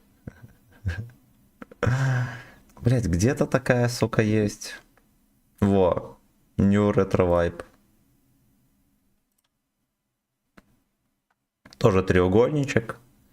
Да, шрифт такого типа, потом вот это вот хуета. Любое видео врубаем, начало. Не любое. Там у них обычно вставочка такая идет своеобразная. Ну, короче, он спиздил с этой хуеты, либо кто-то ему нарисовал, кто... Ох, ну, вы поняли. Логотип. Это логотип я создавал под определенную рубрику. Создавал, блядь. Создавал. Немножечко спиздил. 500 голды. А, за Юшу Тим еще 500 голды дает. А за Нерью нужно трезвым играть. Так что никак. Шутки про этих блогеров просто имба. Абсолютно. Даниил, здорово. Хочу розовый камуфляж. Вкачаю арту и повешу на нее и буду всех нагибать. ГОСТ его, а рубля. Рекомендация. Да-да, отмазывайся теперь с музыкой. Ну да. Да, с музыкой мы не отгадали. Да, лучший исповедь новичка. Это чё? Ну, мою жопу купили, я не могу другое видео смотреть. Не могу и все. Но меня пока что не бесит. Пытается быть типа крутым в розовом камуфляже, да. И латексом. И латексом в жопе. Глиз ю, а рубля. Рекомендация. Ты за кого на ББ? Но я ни за кого, мне никто не интересен. Но ради рофла за Юшу я сыграю. Мне предложили 500 голды. И там можно играть бухи. Трезвым играть не наша тема, да. Я делал подкасты с блогерами. До того, как начался ковид, я строил свою студию в Минске и хотел блогеров Строил различных студию. из игровой индустрии приглашать к себе и делать с ними подкасты плюс стримы. И я придумал такой ретро-вейв треугольник розово-фиолетовый. И в целом я даже делал... Ретро-вейв, блядь, да. Даже радио называется ретро-вейв. Ну, точнее, канал ютубовский. Придумал, блядь. Трезвым играть не на... Так, приветствую. Денис, здорово. Пиздавал, да. Мерч это было в 2018 году, ребят. Тогда еще не было никаких стилей, коробков и так далее и тому подобное. Это все было именно... Ясно. Короче, он рассказывает, что он все это сам придумал, первый. И интервью брать у блогеров, и стили всякие, и так далее. Да. Сейчас он скажет, что у него еще спиздили это все идеи. Вот это глотка. Серкорбанские фанатики выбирают путь для Джо, потому что Йогин Корбунчик не захотел дуэйнул с гею.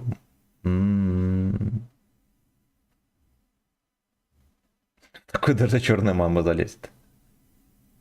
Да. Но я бы сказал, что он реально косит под Леста Корбан. что сделала? Она пришла, и как это обычно бывает, когда вы начинаете, выбирать цвета битвы блогеров, Леста приходит и говорит: мы хотим отойти от цветов, которые были в вашей предыдущей битве блогеров. И мы посмотрели на твой значок канала, да, и, соответственно, мы выбрали тебе розово-фиолетовый цвет. Я изначально... Ясно. Короче, у него оправдания, блядь, детские. Во-первых, я придумал розово-фиолетовый камуфляж до того, как он был у Корбана, до битвы блогеров вообще. То, во-первых. А во-вторых, мне Леста сказала, тебе вот такой цвет подходит, все. Все. Мои сообщения доходят, просто быстренько идет чат, я, бывает, пацаны, не успеваю прочитать. Я вас покидаю. Давай, Паша, счастливо. Он может, и Муразору посоветовал продать очко. Может быть.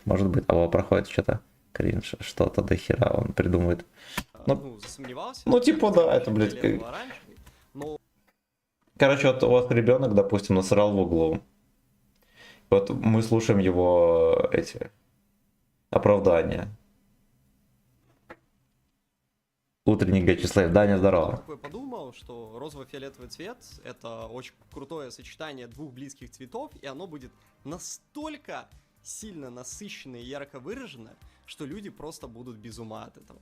Я это понял просто когда я вот увидел, когда они мне показали в целом концепцию. При этом у меня есть все равно выбор, Концепт. например, Концептуальная в концепция. стиле. Да, не команды не Ryu Team, а вот нашим, потому что ты являешься частью моей команды. Там есть еще и вкрапление оранжевого, как символ того, что было в прошлом.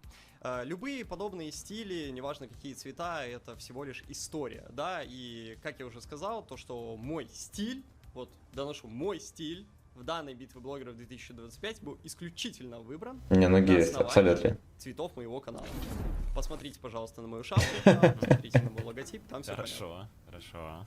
Но ты же понимаешь, Оправдался, что короче. Оправдался. Спидил логотип на канале Retro Wave, блядь. это будет триггером, и это действительно стало триггером для ребят, которые играли в Corbin Да. Team, которые ассоциировали с собой розовый цвет. То есть ты готов был к этому хейту, к этим Конечно. вопросам. Я изначально сомневался, И- Федя, я изначально сомневался, но я потом подумал, что так это круто. Это круто, если это вызовет у них эмоции. Если это вызовет эмоции, у ребят, Тонко враги которые будут Corbin Team, видеть вступайте к нам, около земной вступайте орбиты, в да. Unity, забирайте свои розовые цвета, господи, играйте за лучшую команду и выигрывайте, как вы выиграли в Ебать, 21 Селит, году. как пятиклассник оправдывается, но... Это касается абсолютно любой команды. Выбирайте. То есть, подытоживая, ты не считаешь Заниматик плагиатом очень и стильный, схожестью типа. букв просто формально, никакого доедания здесь нет, никакой проблемы ты не видишь, никаких противоречий. Смотрит всё на окей. ствол. Нихуя Так, себе главное прострелил. противоречие заключается в том, что люди, Хуй они такая. отождествляют цвет с блогером. Просто они говорят то, что вот ты доедаешь за Корбином. Получается, и Левша тоже доедает за Корбином, да? У него же желто-розовый. То есть, получается, он тоже доедает. А почему к нему нет тогда никаких претензий? Ну, это очень странно. А фиолетовый цвет? Что, фиолетовый цвет был у Левши в 2020 году. Это цвет статистов. И что? Это что, тоже цвет, получается, Левши? То есть я забрал цвет Корбина и Левши? Нет, Щуплый мальчик, цвет корчит не силача. имеет принадлежности к кому-то. Это просто цвет. Ну, Надо блядь, ну он отметить, что типа цвета ребенок. ограничены, потому что не давали, например, базовые цвета, не было черного, не было, насколько Да, я знаю, да. белого и так далее. То есть выбор Да. был скуден. Которому И 29 лет, касательно пиздец. доедания, если я не Буквально ошибаюсь, на то 90 секунд блогеров хоть что-то уже другое стиль очень посмотрим. похож Один на в ваш один. с грани Он с просто прошлой. То есть скопировал тут- весь стиль. Да, то есть тут друг у друга тут можно... Может быть, здесь доедание, вставочка будет форсить какой-то. эту тему и не Да, заканчивать конечно. ее, она Я бесконечная, могу по просто так сути. сказать. Ребята из команды Corbin Team, если вам нравится розовый цвет, если вы хотите выигрывать, хотите побеждать, хотите вспомнить Альфа-тапок, да, крутой. былые времена, возможно, для вас это будет не то же самое, да, как это было раньше.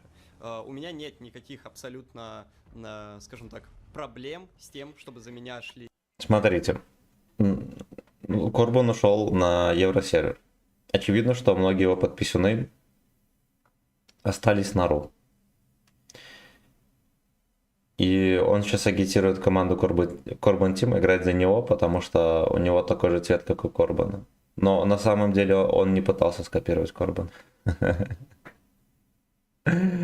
На самом деле, блядь, ну это такой пиздец. На этом вопросе у тебя онлайн еще поднимается. Это скандал. Я думаю, никто не будет смотреть. Не будет 100%, оно 22 часа назад вышло. Бля, пиздец. И играть корбиновцы, или игроки из команды Левши, или игроки из команды... Как называется видос? Мы посмотрим сегодня 1,5 минуты, мы быстренько глянем. МВ, игроки из команды Юша. Здесь главное, чтобы вы были с нами схожи по духу. Главное, чтобы у вас была единая с нами цель. Хотите выигрывать, то, пожалуйста, вступайте в команду New Team, мы вас всех приглашаем. Не дожать, но просит Никаких колберских ущемлений, фанаток там, поддержать в какой его. команде вы играли, какой цвет у вас статистики, такого не будет. По поводу ущемления по статистике. Вот как раз ты сейчас сказал, что всех готов принять. Но кроме тех, кто бухает, и тех, кто не стреляет в НЛД, и слабые зоны, такие нам не подходят. В его ролике такой был.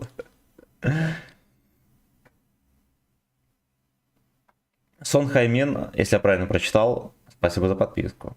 Кто из этих блогеров для тебя номер один? Да никто, ну, тоже, блядь, очевидно. Тоже, блядь, очевидно. Блочит сообщения. Прям политтехнологии электорат Корбана окучивает. Но это такие политтехнологии, типа... Что по мою команду, потому что у меня такой же цвет, как у твоей команды, когда это был 10 лет назад.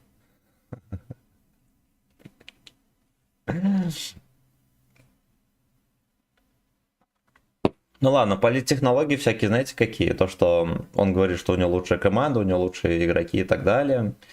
Ну, необоснованно. Да, то есть умные люди не пойдут. Но те, кто не критично воспринимает, могут пойти. Это типа ладно. Это можно записать в политтехнологии. Ебанан, спасибо за подписку. Здоров, давно не был. Серега, здорово. Особо и не смотрел стримы. Что, как жизнь? Мы в последнее время начали много видео смотреть. И даже фильмы всякие. Проф номер 1. Он всех загрызет, а потом труп затрахает. Блять. Вот это звучит угрожающе. Я форсил момент с твоего стрима, Да, на зачетную где дать. человек задонатил и Спасибо. написал в чате, что у него там 1000 на топах, 1000 урона. Ты сказал, что такие нашей команде не нужны. И дальше, соответственно, Ебасоси, здорово. пошло Интервью разгоняться. у Нерью Привет, смотрим. привет, у меня чуть меньше 1К среднего на топах. Разрешите вступить в вашу команду? Нет, иди в жопу. Ну заебись. Ну заебись. За меня голосуем, но старики и дети, идите в жопу. Правильно? Тему мне не нужны игроки там 1800-2000 урона. Оно же вообще ни о чем не говорит. Люди как 1800 и 2000 урона, да, на десятках, например, таких же большинство. Как ты это можешь прокомментировать? Это ведь противоречие. Так все-таки нужны или не нужны? Кого мы все-таки берем? Слушаем оправдание. Да, ему прилетел донат. Я, кстати говоря, смотрел эту нарезку. И в нарезке у него на складе, опять же, это же делает не левша, это делают просто какие-то люди. Они вырвали, взяли из контекста. Речь шла о том, что мы сидели, рофлили в чате, и чувак говорит, когда мы как раз-таки шла тема про статистику, кто в нашей команде нужен, кто не нужен, и там чуваки говорили, у меня танк МС-1, я даю 1 урона, вот, там чуваки говорили, у меня 33% побед, я буду за тебя играть на бабахе, и чувак такой, закидывая донат, и говорит, ну, у меня там 1000 урона, я играю там на 40% побед, могу ли я вступить в команду Нерью Тим? Ну, естественно, я просто такой поугарал. У меня 500 урона на топах. Из разряда того, Возьми что в команду. можешь ты вступить в Возьму, но у меня команду, ее нет. нам не нужно такое, и так далее, и тому подобное. Оно на Если его канале, я не могу есть кинуть его. контекст, да, этого Ничего, урона, YouTube. то это было просто Говененький блочит банальная сообщения. ошибка, и это все понимают. Касаемо того, как у нас это все в данный момент времени обстоит, Так.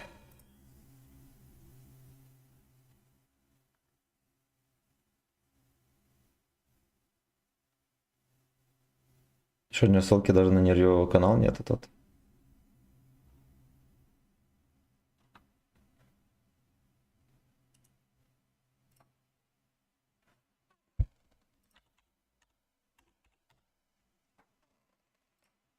Конечно, раньше другой был логотип. Или не был? На, Воета?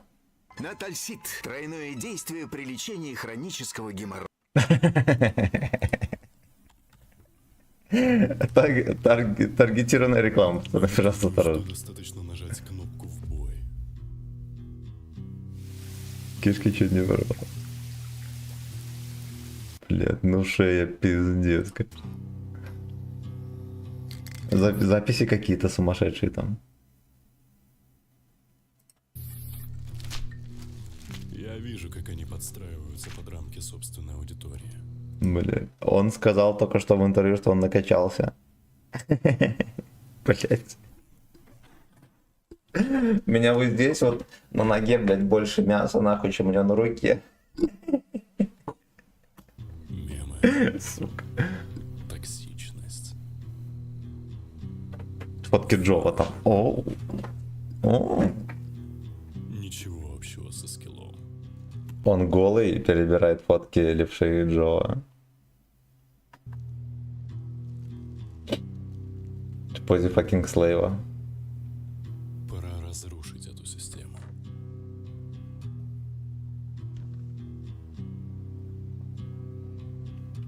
Полюшки. Мы создадим самую сильную команду. Зашкварил этого...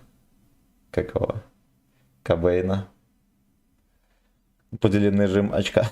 Только качал. Откуда шутки про гею? Я не знаю. ВК пропала трансляция.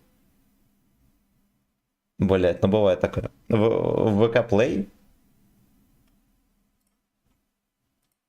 немагчимо. Должна работать. Да ёпта мать.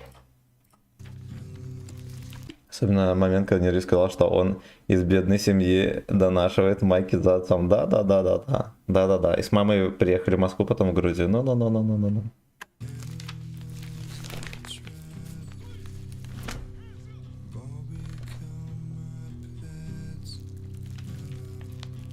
Ну, во-первых, ему вот свет выставили, съемку, скорее всего, сценарий самого видео, ну, типа, не хуй с горы ему сделал. Стопудово гейминг снимал. А во ВКонтакте? Почему?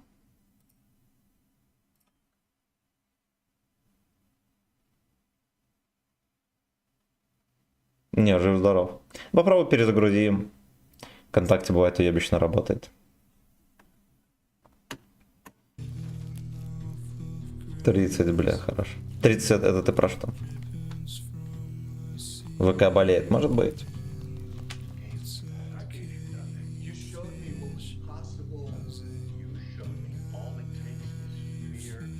Добро пожаловать.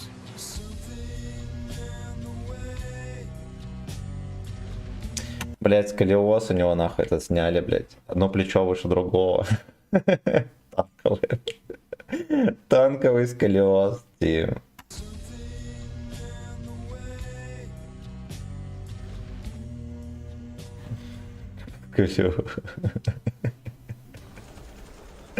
Ну что, засунет ему кто в сколиоз или нет, пацаны? Гача журнал сплакнул, да. Так, подождите. Я еще комментарий не почитал.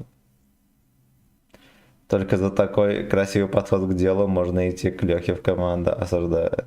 Это лишь верхушка айсберга. Пацаны, стимул есть цель, он к ней идет, заряжен на победу. Бля, пиздец. Это то чувство, когда видишь, что человек старается для пизди. Такое ощущение, как будто вот эти комментарии купленные все. Вот серьезно. Ну, кроме, ладно, вот этого, окей. Ущербный тип абсолютно. Абсолютно. Ох, у меня зашевелился на это. Меня тоже. Меня заводит мужской сколиоз. Блять, сука. Здорово. Так. Обморок здоров, кстати. Шо к чему, хуй пойми, в видосе. Подрочил без палева на фотке Джова левши. Забанил остальные. Но это пиздец. Солиднее, чем у Леста. Шутки шутками, а Нирчик снимает кинематографично. Но, Нирчик снимает, блять. У него, наверное, режиссерское образование еще в БГУ было. Набрать нейророк по тебе, как не есть. Чем он их, блять, унизил? Не, вот в комментах кринжа больше, я вам так скажу. В команде все достаточно просто. Объясню в данном интервью, потому что я писал это все текстом. Абсолютно. Я никогда не говорил, что и любые высеры, которые будут вырваны из контекста, в нарезках, они, естественно, перекручены и сделаны так, чтобы...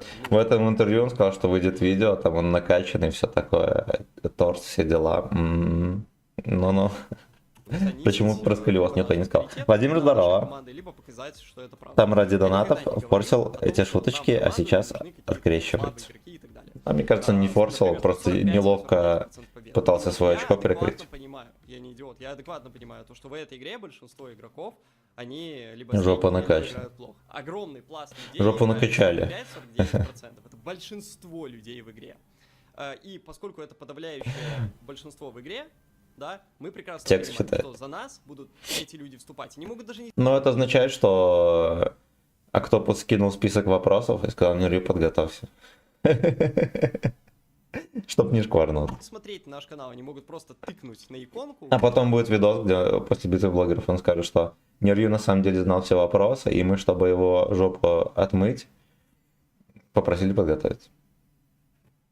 Время режима битва блогеров и вступить в твою команду.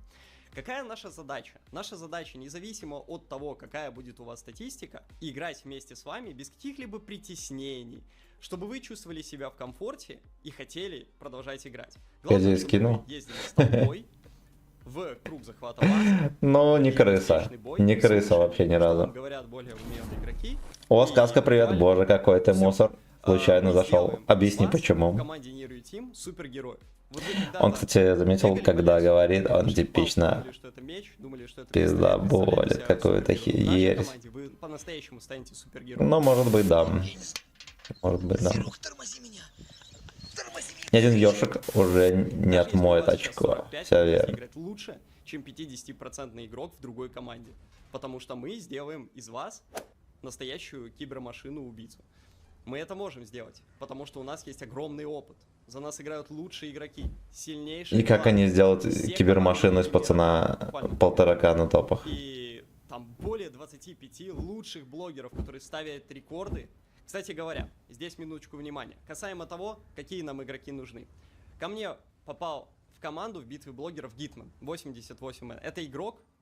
Витман это 88. стример с Твича, Понимаю, Михаил Витман? Совпадение, не думаю. который играет на 52% побед. О, сказка Он пока играет что не обосновал. Он мне попал в команду, грубо говоря, случайно. У меня даже не было выбора. Вместо того, чтобы я его... Нахуя ему очки, учитывая непонятно. то, что он мне достался просто по случайности, что я сделал? Непонятно. Я пошел и 2 стрима сделал обучающие с ним. Мы играли в рандоме, Ой. в Натике, настроили... О, обучая блогера играть в танки. Всей аудитории Мира Танков понравились эти стримы. Они сказали... Скриншоты, может, будут? Так, Нерви, привет, я в танк. Спасибо Ну-ну-ну. большое за то, что научил нас играть. Ну-ну-ну. Любой среды. Короче, Нерью учит играть, пацаны. Делать кибермашину из каждого. Оказывается. Он с каждым игроком будет трениться и за 10 дней сделать спортсмена. Да, да, да. Еще больше закопался со своими суждениями малолетнего долбоеба. Абсолютно. Владимир П. здорово. Виктор Кислый. Ему попал в команду. Ему попал на грудь и на лицо. Это в том, чтобы победить команду противника. Ты можешь придумывать себе любые изречения. Ты можешь быть... Погромче видос, базара можешь нет. быть левшой, можешь быть юшей. Ты можешь делать любые модпаки. Но если ты не учишь игроков, не объясняешь им, как этим пользоваться, как сделать главную цель этой игры выполнимой, ее достичь, даже если ты займешь первое место в битве блогеров, но у тебя процент побед, ты будешь проигрывать всем подряд, и ты выиграешь только... Я так понимаю, битва блогеров это битва учителей или нет? Или все-таки блогеров? Я уже запутался. Научить сквозь проемы в 2 стенах в лючок из 2, из 3, из третьему, вообще-то. Стрелять на 400 метров. Угу.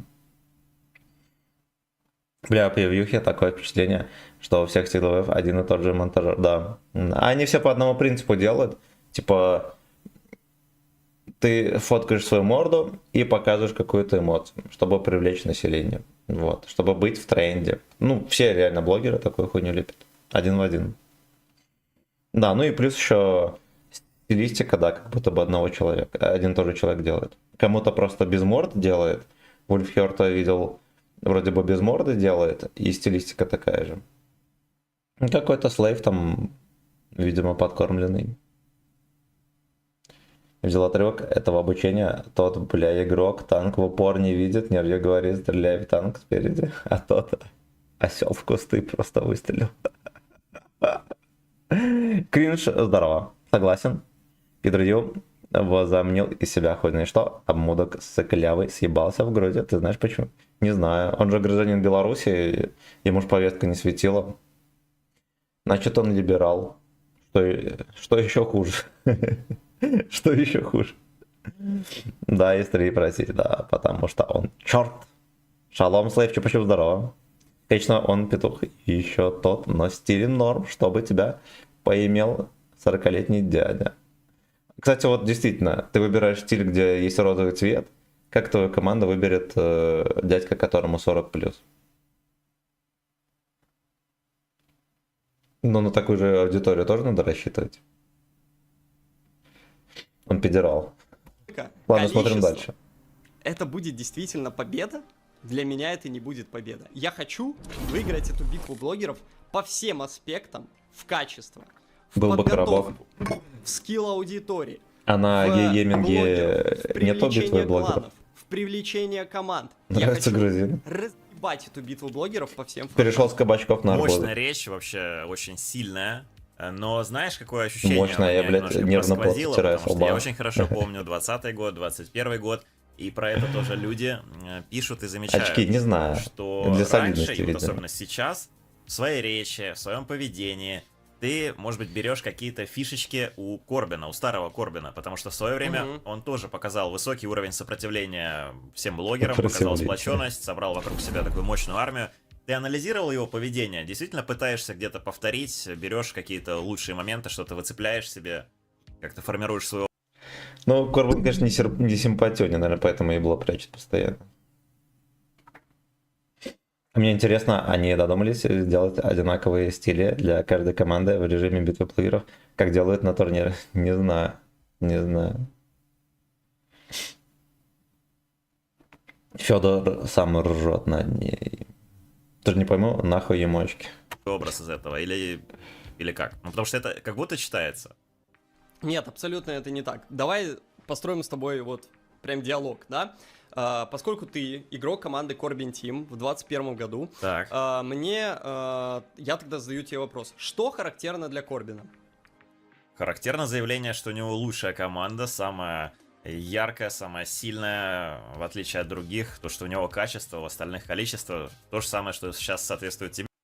Ну вот он занимался такой же хуйней. Типа необоснованно ни на чем. Он говорил, что у нас команда самая качественная, нас меньше, но у нас типа скилловички и так далее. Но это, ну вот как мы говорили, про политтехнологию. Как лидер команды он правильно говорил, чтобы население верило в себя. На деле, конечно же, так не было. Ну, естественно, не было так. Я играл за Corbin Team, и у меня в среднем было... Некоторые дни вообще было 50% побед. Я без вод играл, без нихера. Даже Юша Тим иногда давали пиздов. А в информационном пространстве было как будто бы каждую катку победа. Ходил пиздел. Вот. Вот это, к слову, о том, что вам на выборах говорят и что бывает на самом деле. Тебе речи похожие, то есть немножко другие, может быть, Хорошо. формулировки. Теперь давай мы разберемся, почему у меня это факт. Я позвал за себя самых сильных Ну, потому блогеров что с точки зрения Корбан индивидуального уровня игры уёбок в этой картавый. игре. Ну, Эти как бы, блогеры понимаете, ориентированы на скилл. Вот для меня, допустим, Нерью крайне мерзкий тип. Но много людей его смотрят. Надо понимать, что у людей разные мнения. И кому-то, может считать, кто-то кому-то может казаться клевеньким. Тут ничего не поделаешь. Тут уже, наверное, вкусовщина. Это Станлок, Клумба, Дифунди. Старло. Так. А что там Леша у Корвана делает под столом? Не знаю. А ты, сучка, за Картава играл? Да. Да. А за кого еще играть? А за кого там еще играть можно было? Корбана окончательно кукуха поехала, как его дезертира. Картава в президенты гейминга. Рот отдыхает. Пердины. Почему Станлох без охраны? Не знаю. Смотрю, этого чела вызывает отвращение. Ну, такая же хуйня. Да, не все пахнут Симен. Как там Станлох, оказывается, у него выбора не было, я не знаю.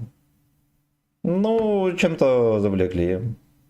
Да, блять, вот мне Нерью предложат 500 голды, я пойду.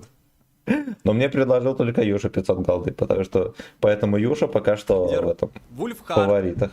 Это я, естественно. ты играешь, ты же играешь не просто под пивко, да, свои стримы. Это- То есть ты потеешь. Вот Ну вот смотрите, за него пойдут блогеры-скилловички. Окей. Они вот... я так понимаю, что большинство... Ну, блядь, пиздец. Вот, допустим, 100 тысяч человек за тебя будет играть. Из них скилловичков 8 штук. Какая нахуй разница? Ну, какая нахуй разница? Да, тащит аудитория. А других блогеров скилловики не смотрят, ну, кроме Йоши. И Джова. Не, ну ладно, может даже Джова скилловики смотрят. отметки. Для расслабончика. Мексиканец. Куча разных других блогеров. Их там 25 Это штук. хорошо видосы делать. Вывод, Но по что мне ты выйдешь очень на экран, большой ты тоже не выйдешь на ЧСВ экран. Корбан вообще, Это по мне только блогеры. мерзость. Эти блогеры заточены Стэнлок, на бля, скилл, и ник у них крутой. все активная, скиллованная играющая аудитория. Я пригласил к себе Клуба на 21 транса похож. команду Лиги Мира Танков. Кроме команды Virtus.pro, в которой половина Нахер игроков скин будет 500 играть голды. за меня. Вот он до сих пор не рассказал нормального аргумента против 500 голды от Йоши. Ну не рассказал, блядь, все. Да, Позитив, Диффундер, АМЛУ, еще ребята. И кроме команды Йеннифер. Лучшие игроки, которые зарабатывают Команда деньги Йеннифер, блядь. своим скиллом, играют за команду Нерью Тим.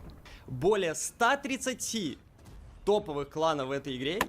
Хорошо, вот я, допустим, знаю, что за Юшу Шотник пойдет. Он не один из лучших игроков. Почему? Почему не за Нерью? Да. Скину 500 голды и пошли за левшу.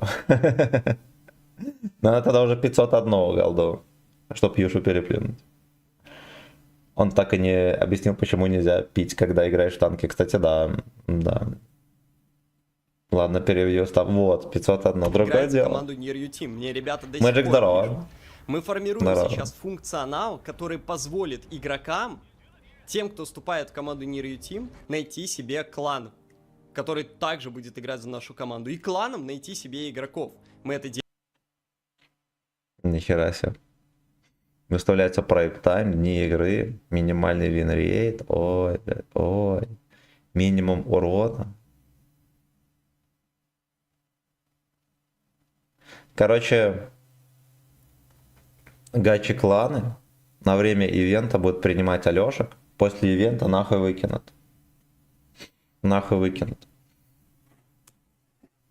И опять будут обоссаны эти игроки и подписчики. Делаем для игроков. Теперь, внимание, вопрос. Но бы решать не скилл, а Пародирую именно ли количество я игры. кого-нибудь? Да, Или да. действительно За кого у пойдешь? меня будет Я ни за самая кого не хочу скиллованная идти, команда, но потому ради что я это рофла делаю. пока что Юша Хорошо, повалит. Лёш, То, смотри, что 500 голды ты дает. сказал, что факты. Да, я не спорю, факты есть. У тебя, Когда скорее перед всего, каткой будет бахнул самая сильная антифриза, команда да. с точки зрения скилла, с точки зрения Да. качества. Какие А что, еще если выбрать факты? галку? Но я не про факты, С готовностью я не про факты, побеждать. я про Ну всё, подачу, тогда не вопрос получится. подачи. Подача очень похожая у Корбина тогда была, и у тебя сейчас, особенно Мне у больше Корбина, когда заплатила он один лестом был. для Также ты поднятия сейчас хайпа Алёша, вокруг какая? игры за Ну, счет этих экспрессия, защеканов. Может быть. экспрессия, вот это вот выставление себя как бы выше, чем остальные, где-то, может быть, Тоже какие-то пидорас. уколы Нет, остальных пидорас, блогеров, типа где-то бахи в немножечко кустах, уходы, да. какие-то небольшие конфликтики, показания, что я самый лучший, что у нас самая лучшая команда и так далее. Вот это вот. Я бы вступил Слушай, в клан, который давай как-то разбираться, активно опять же, более катает предметно. дружно. В 21 году и в 20 Ну, через году, эту когда херь я ты выступал вступишь в в клан, блогеров, и у меня если, были допустим, точно такие же заявления. у Я тебя занимался посредственная стата, тебя обучением выкинут игроков нахуй. всё это время, рубрики, всякие Да, то есть разные на игры за время головой, битвы там блогеров ты чисто будешь прокачивать разные другом номер проекты. один, Я всегда потому считал, что у меня вот супер мы в одной скиллованная команде и так аудитория, далее, а потому потом что ты я нахуй не занимался нужен своей будешь. Не нужен аудиторией. будешь. В битве блогеров без Это всё. экспрессии никуда. Я один это делаю. Реально это 500 я один, голды. Левша постит мемы, Да, Юша нахуй постит они мемы, жрались. Жов постит Это все мемы, равно, кто-то что предложить говорит 50 рублей. какие-то Ну в этом-то и высказывания. прикол. Просто другой вопрос, то что они... Мне поступило сообщение, ну не сам Юша, а какой-то слейв прислал. Там написано: хочешь победить в битве блогеров? Вступай тогда в Юша Тим. И только у нас ты сможешь выиграть 500 голды. Надо понимать, что ты не гарантированно получишь, а возможно будет розыгрыш, где какие-то рыла получат 500 голды. То есть я могу еще не получить. Вообще не понимаю ебанов, которые платили, чтобы вступить в клан Джова. Это же 100%, что тебя первого фистанут в бою. Братан, омывайку пить надо. Там все хорошо, антифриз параша. Абсолютно. Другие вообще нихуя не предложили. С твоей статой можно в корм пойти или нет? Как нехуй. Как нехуй. Так, а за левшу точно получишь 501 голду. Ну, это уже аргумент. Они меня никак не могут Аргумент. уколоть, я неуязвим. Хорошо, Я не хорошо, уязвим Леш, в чём? вопрос, я понял, чуть прерву тебя, вопрос даже не давай. в этом, а вот он простой. Вопрос в том, ты берешь что-то у Корбина, даже, может быть, Пиздец, вступай в мою ехать команду, просто я дам фоном, тебе в рот. ты Да, я так анализируешь примерно его так 500 поведение голды, или да. нет, или это ты Да. считаешь, что нет, я вот Даже сам не какой бутылка есть, водки. и все. На меня Корбин никак не повлиял, наши конфликты с ним никак не повлияли на меня, Ты на мой образ статист. сейчас. Это просто отдельно, это вот я. Да. Или чуть-чуть все-таки ты допускаешь, что где-то ты берешь от него Правда, в какие-то лучшие его кормушку моменты. корове пойти спать можно. Абсолютно точно, нет. Просто мы с Можно. Корбином похожи. В чем мы А с я бы Корбином бы- похожи? Корбин на Ты своем идешь канале не за занимается какие-то тем награды же в самым, БП, чем все же за занимаюсь идею. и Да, я. И причем да. я начал заниматься Если бы я на не своем смотрел канале этим кого-либо раньше. из стримеров, Он же у то меня пришел бы завис на рубрику, которая ознакомиться со называется всеми, «Игра то с у Нира головой», и до сих пор предварительно Леро очень показывает танки, сильная в этой показывает там ББ. то, сё, как и на них играть, броню. Но если бы ни выходит хера в не лайв, знал, может катает быть. бои и так Может далее. быть. Корбин тоже является статистом, по сути говоря. Он играет на отметке. Что характерно статисту? Ну, очевидно, призыв рвать бомжей в битве блогеров, там, типа, или в рандоме где-то. Так это смысл игры у многих статистов. Поэтому вряд ли это можно присвоить какому-то одному человеку. Просто мы концептуально... Корбин реально легенда. концептуально, Ну, да, во-первых, хоть он мы и взял абсолютно 3 разные, отметки потому на что всех он самых в основном ебланских танках за за счет ГК. чего играет? За Вроде счет как хейта. даже раньше всех. Я созидаю. Я пытаюсь переформатировать игру. Разрушить Скилловичок то, ли он? что Конечно, было скилловичок. раньше. Вот это вот. Игра под пивко. А чё это? Я победа иду не за важна, награды, серо, резервы, мы все кринжи. играем так, как хотим. Ну, либо Основная цель игры просто другая. Основная Ну, цель игры либо побеждать. Я хочу, чтобы... Я, допустим, это редко сознание смотрю было у Нира, людей. У И Корбина о же том, было что у другое. него сильная агитация, У вот Корбина только сейчас было другое. прочитал. Просто призыв рвать бомжей, потому что они превосходят остальных, я не знаю, по какому-то признаку, грубо. А он не говорит это? Он говорит, что за нас играют лучшие игроки, а остальные лалки. Остальные лалки. Он же оскорблял этих Джоов, помните, мы видос смотрели? Джоов, левшей, всякую эту хуету, всех оскорблял. Ну, не такая же агитация, просто не шарю. Если так посмотреть, то Нир, ебать, много чего сделал в танках. Создал самые сильные тимы 7 на 7. Создал самого сильного клана, создать самого сильного клана 15 на 15. Но мне кажется, это спорно. Долго смотреть Елдака это еще го-рандом жмыхать. Ну, я, честно говоря, заебался эту хуйню смотреть тоже. ББ для долбоебов планы пытается вернуть онлайн. Ну да, ББш это больше, как это сказать, чтобы блогерам продвинуть подписчиков нафармить за счет пересечения аудитории с другими блогерами. А Лестер, чтобы приподнять онлайн и так далее. А для обычного игрока здесь плюсов нихуя. Просто нету. Чел идет, он хочет изменить основную аудиторию танков, не подписчиков, а сказать, что аудитории родились. Ну, хуй его знает. Если посмотреть, ДРЮ просто ебок комнатный член насос, охуевший пидор. Ну, либо так. Надо было норм играть, сделать, и все было бы. Ох, блин. Короче, я больше эту хуйню не могу смотреть. Меня уже тоже триггерит. Мы смотрели полчаса стрима, больше часа. Больше часа. Ну, что касается, допустим, лично знаешь, не знаешь, по нему по всем манерам видно, что он такой лалка. Ну, типа не 29 лет ему как будто бы. И особенно по интервью тоже видно. Ну, поехали в рандомчики трохи. Пошевелимся. Я за Юшу пойду. Я пойду за Юшу. За Хрюшу выступаем. Тяжелый контент. Да, блядь, ну типа, Нирью ни хера нового про себя и не сказал, потому что он такой мерзковатый мальчишка. И оправдания такие у него детские, блядь. Я насрал под дверью, потому что кот не смог, и мне пришлось вместо кота насрать. Накажите кота. Типа вот такое. За Юша.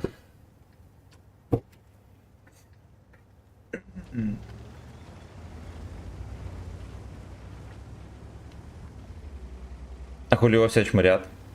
А мода один хер качает. Ну вот непонятно. Вот непонятно. Эйнел не выдержал нагрузки. Запайка. Мне в команду нам не было бесплатно. Я басу крутой лозунг для ББ. Кукол Тим. Избирательная кампания в Кукол Тим.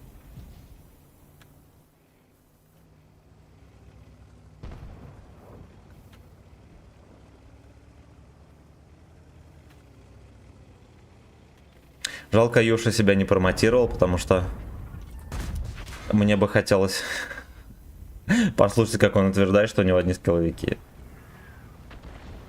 Вот это уже было бы похоже на правду.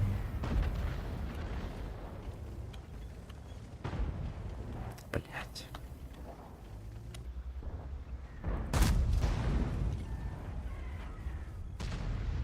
А чё камуфляжку колтим? Нам всем он нужен, пацаны.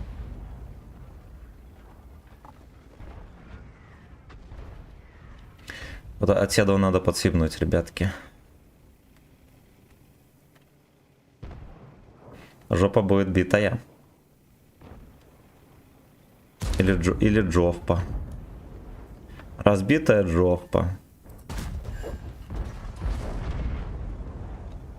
Разбитая джопа. Мода лучше у Юши. У нее лицо какого-то. Это просто был видос на 3 часа. Ну да, 1,5 часа мы бы смотрели с вами до вечера, пацаны. Во-первых, я не могу заткнуться, блин, вовремя. Без паузы. Все пропустим. Будет сидеть с каменным углом и утверждать, что у него лучший дуэйнл. Ну, может и так. Может и так.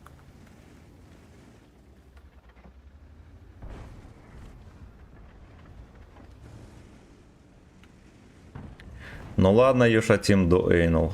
Извините.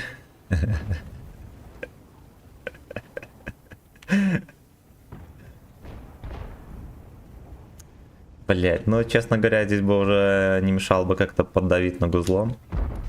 Хотя бы пальцем.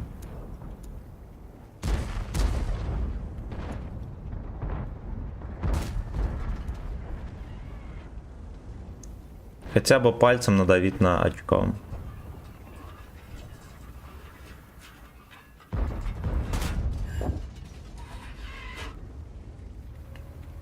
Ну ладно, давайте. Ну вторую никогда, пацаны, не стреляйте на этой хуйте. Никогда. Ну, правильно, ник 7 йен, да. Ну, на деле Семен меня зовут. Ловко зашифровал себя. Тоже за your team. Чисто из-за модпака, и он не хуесосит никого. А я за то, что мне предложили 500 голды за него. Чем так хорош концепт 5, я не понимаю. Но у меня есть гайд на концепт 5. Можно ознакомиться. Но если коротко... Ай, блядь. Блогером крутят, пацаны. Ты определился за кого? Короче, если коротко, на концепте... Ну, во-первых, он самый мобильный танк в игре. Блядь, коротко не получится. Коротко не получится. Вот. Короче, я не знаю, почему он... Я, значит, не знаю, почему он заебись. Ох, сейчас поймаем, да. Время поссать пришло. Но нас немножечко простили. Ну, с учетом того, что 2 пацана скинулись, сразу пол хп потерял. В лючок Вадика. Мне кажется, там не в лючок, а в борт башни зашло. Но было все равно приятно и неожиданно. Нужно было войти. Незаконный залет через крышу. Никому не рассказывайте. Нас всех забанят.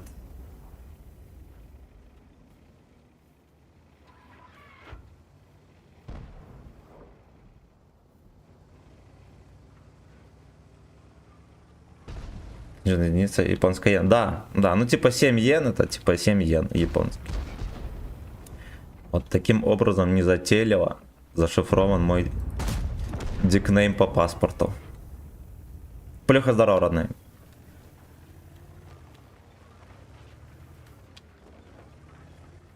Зашифрованный дикнейм. Короче, поехали, хуй с ним, надо быстренько давать в базика. Главное, чтобы меня 28 не поймал за этот... Ой, за Nice S красивую.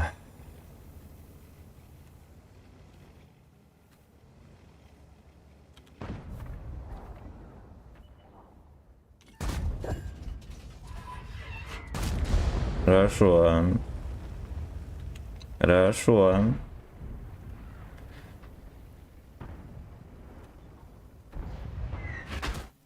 Блять, хитерок этот дешевенький, но ёб твою мать.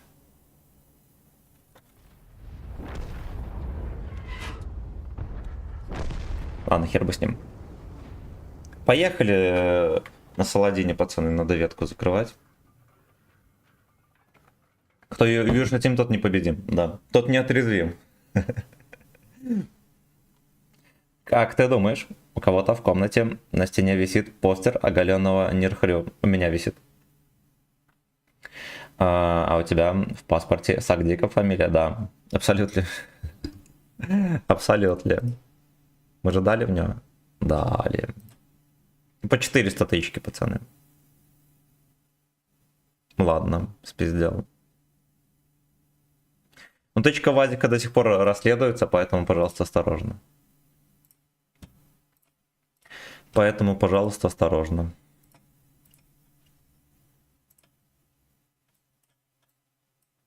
Нерхрю у тебя на двери парашки висят.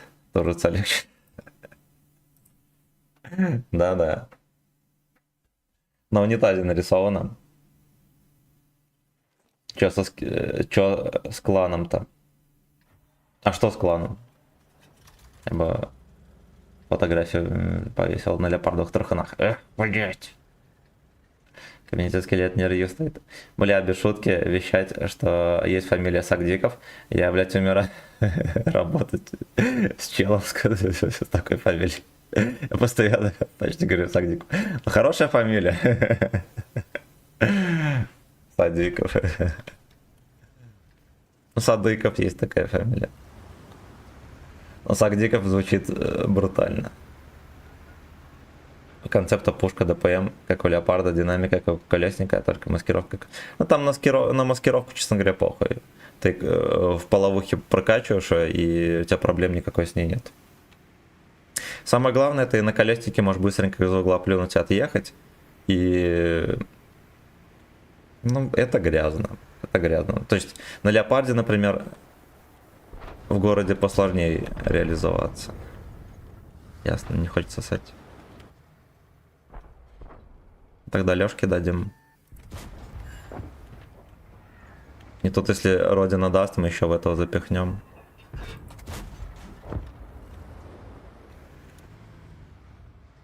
Сагдиков. Ну, это Сагдиков. Можно галить дик. Я, кстати, без трусиков, ребята. Пожалуйста, осторожно. Я голял бы Эйнал даже перед плакатом.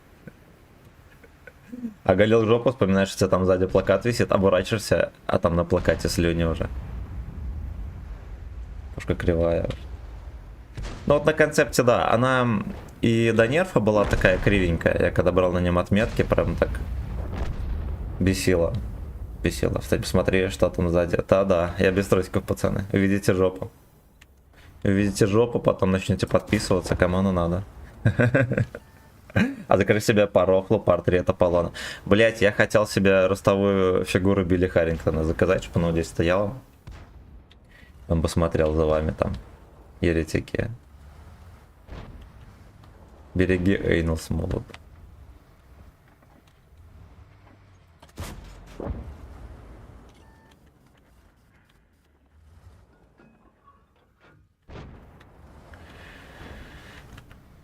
Пошел в жопу. Ну вот, типа, на Леопарде я бы так быстренько не откатился, например. Хотя сейчас вроде как Леопард наверное, примерно равнозначен концепту, хотя бы потому, что он попадает чаще.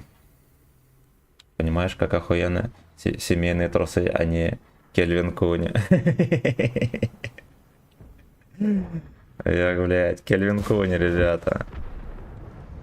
Все, я поехал, давайте. Свобода дико, да. Да.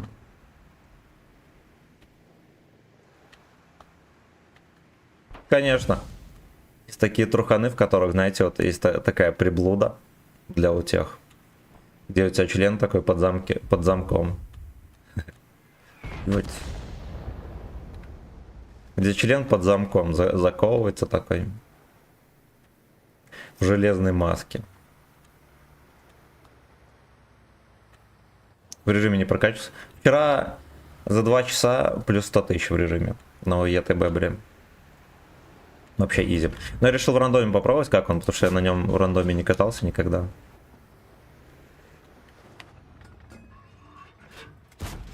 Да, пиздец. Такое надо собирать бакши, а не на утехе, да.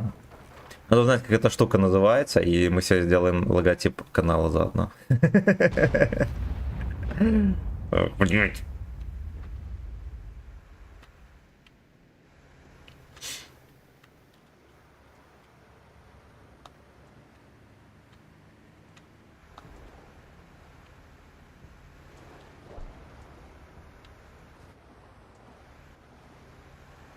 Режим когда через 17 часов. Или 15, что-то такое. Поэтому кому надо качать 8 и 10 заходить. На 9 там не поиграть.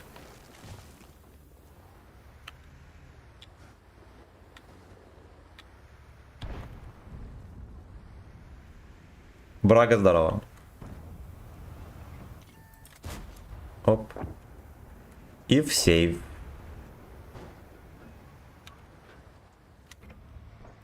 Блять, на ходу хуярит. Ну, это же смешно. Это за мной. Набили. Хорошо. На ростовую фигурку. Просто, короче, вот эта идея с Билли Харрингтон, ну, она есть нахуй прикольная. Я бы даже сказал, мега охуенная. Но херня в том, что... Вот, допустим, придет какой-то человек, который захочет подписаться. Ну, например, забредет на канал. Вот, он не шарит, кто такой Билли Харрингтон, а мужик голый стоит. Как я ему буду объяснять? Придется притвориться нерью.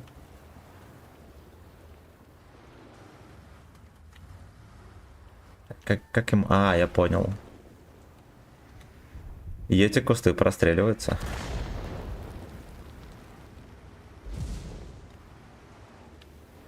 А ты будешь в прямом эфире? Ну, за 50 рублей только. Я во-первых, не этот... Знаю себе цену, поэтому как минимум за 50 рублей. Будем создать фигуры Билли Харрингтона. На стриме. Блять, вот. Несобранный катаюсь, сука. Хватит отмазываться, гнусный ло. Из Роскомнадзора придет. Ну, кстати, может быть. Это будет охуенная реклама. Танковый блогер из Беларуси отсосал фигуре Билли Харрингтона на стриме. Блять, да. Нам срочно нужна фигура. Что был на следующем стриме. За 25. Ну, и за 25 тоже могу. И за 25 тоже могу. Пашан, спасибо, родной. Да, я даже от трусов на донат прихерел, а ты Биль. Эх, любота. Любота. Ростового чик-чирика. Ну, кстати, да. Кстати, да.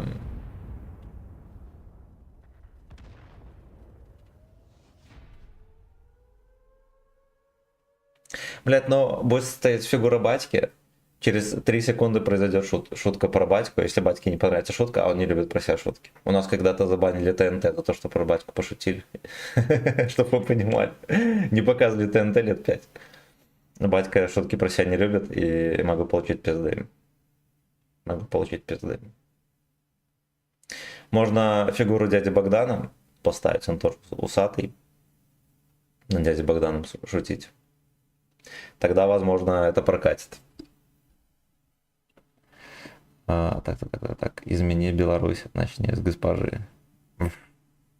Так хорошо меня игнорить почти выше идеи про...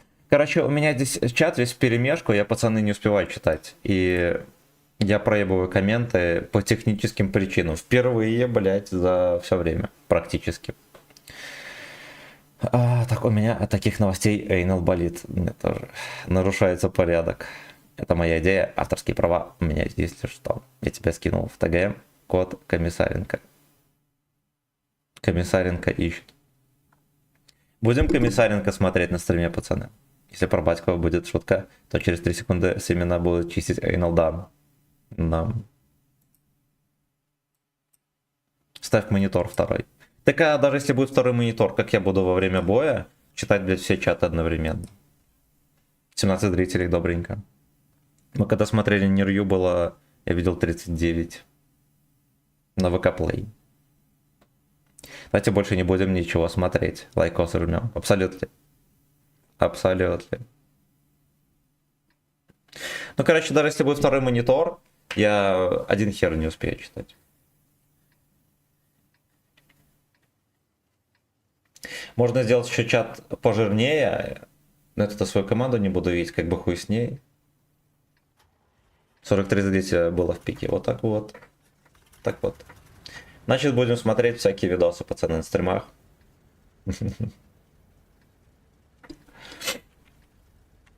Танки населению не интересно, как мы выяснили. Стример читать не умеет, да. Я посмотрел интервью Билли. А есть у Билли Харрингтона интервью какое-нибудь?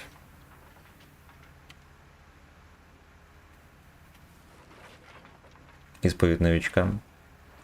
Ну пошли после катки исповедь новичка посмотрим.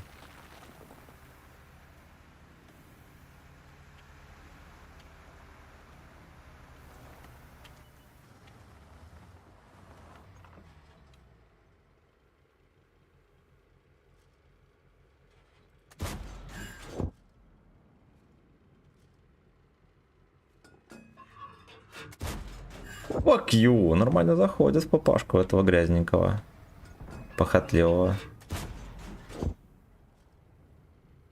Я жду, когда мне засветит. Салдин катал, мне кривая башня накаляла. Ну, меня, кстати, тоже немножечко накаляет. Я думаю, не накаляет только тех, у кого писюн кривой. Те привыкли смотреть на такое. Ладно, осуждаю такие шутки. Писюн есть писюн, даже если кривой. Это лучше, чем пизденка мохнатая сопливая. Правильно? Правильно. Пусть грязного толчка. Так, чтобы зрители с ютуба было видно, что пишут в ВК и наоборот. Ну, короче, у меня все чаты в перемешку, и типа из ютуба, и все, и так далее, оно все есть. Подписывайся на самого сладкого стримера абсолютно. Меня не накалит. Ой, фу, нахер эти письки. Там только яйца, писюны дам.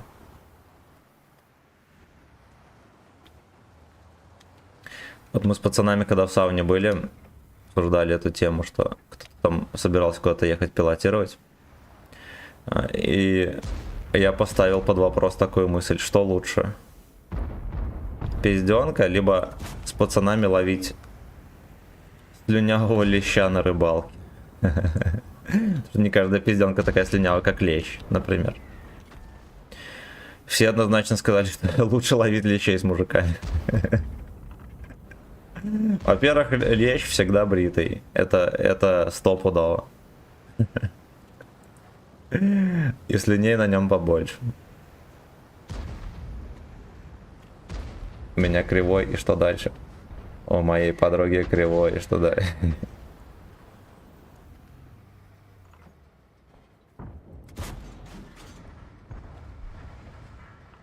И тем временем мы катку сливаем, пацаны. Срочно эти видосы смотреть, а то меня сейчас отпиздят ногами. Вот так вот. Вот так вот.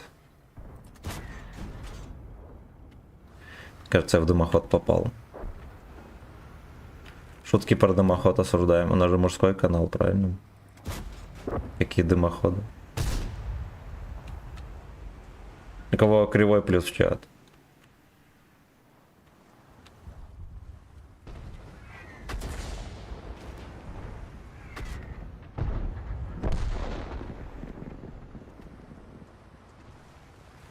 Два плюса.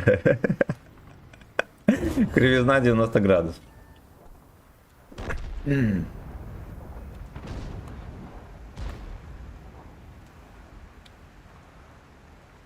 Не, знаете, что сюда не надо было ехать.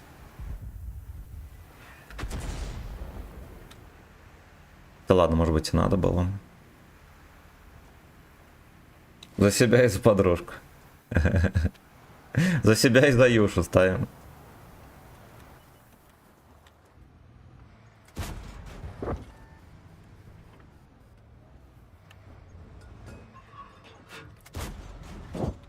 Водочку льем. Тихо-тихо-тихо, папашка. А, я понял. Я понял. Ну, во-первых, у него точный танк. Мы же все видели, да, когда я на нем играл. Что на этой модели можно попадать, блядь. Сука. Сука.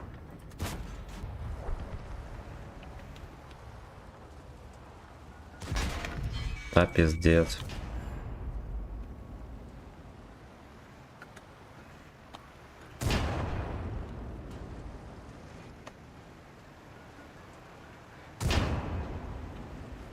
Это чуть ли не единственная техника, на которой сейчас можно хоть кого-то закрутить, блядь. На колесниках, на этих. Вождь, здорово, родной. Спасибо за подписку.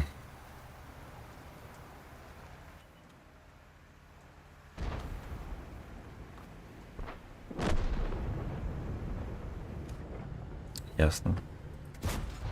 Ой, давайте я сам на себя катку доиграю, да и все. А, ну или так.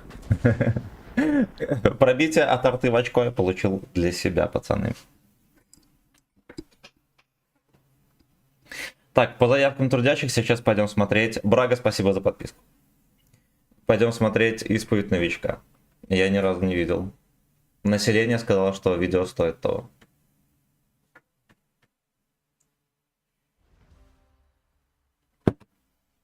Что-то мало у нас.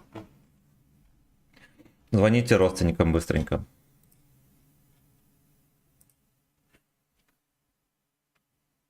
Теперь ты тоже красава.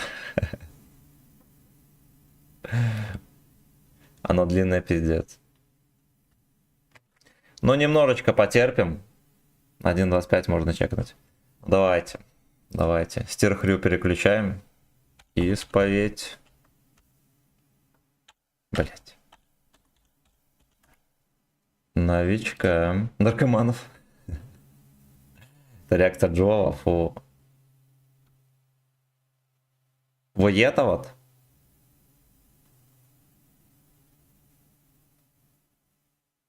Исповедь, это которую Джо смотрел.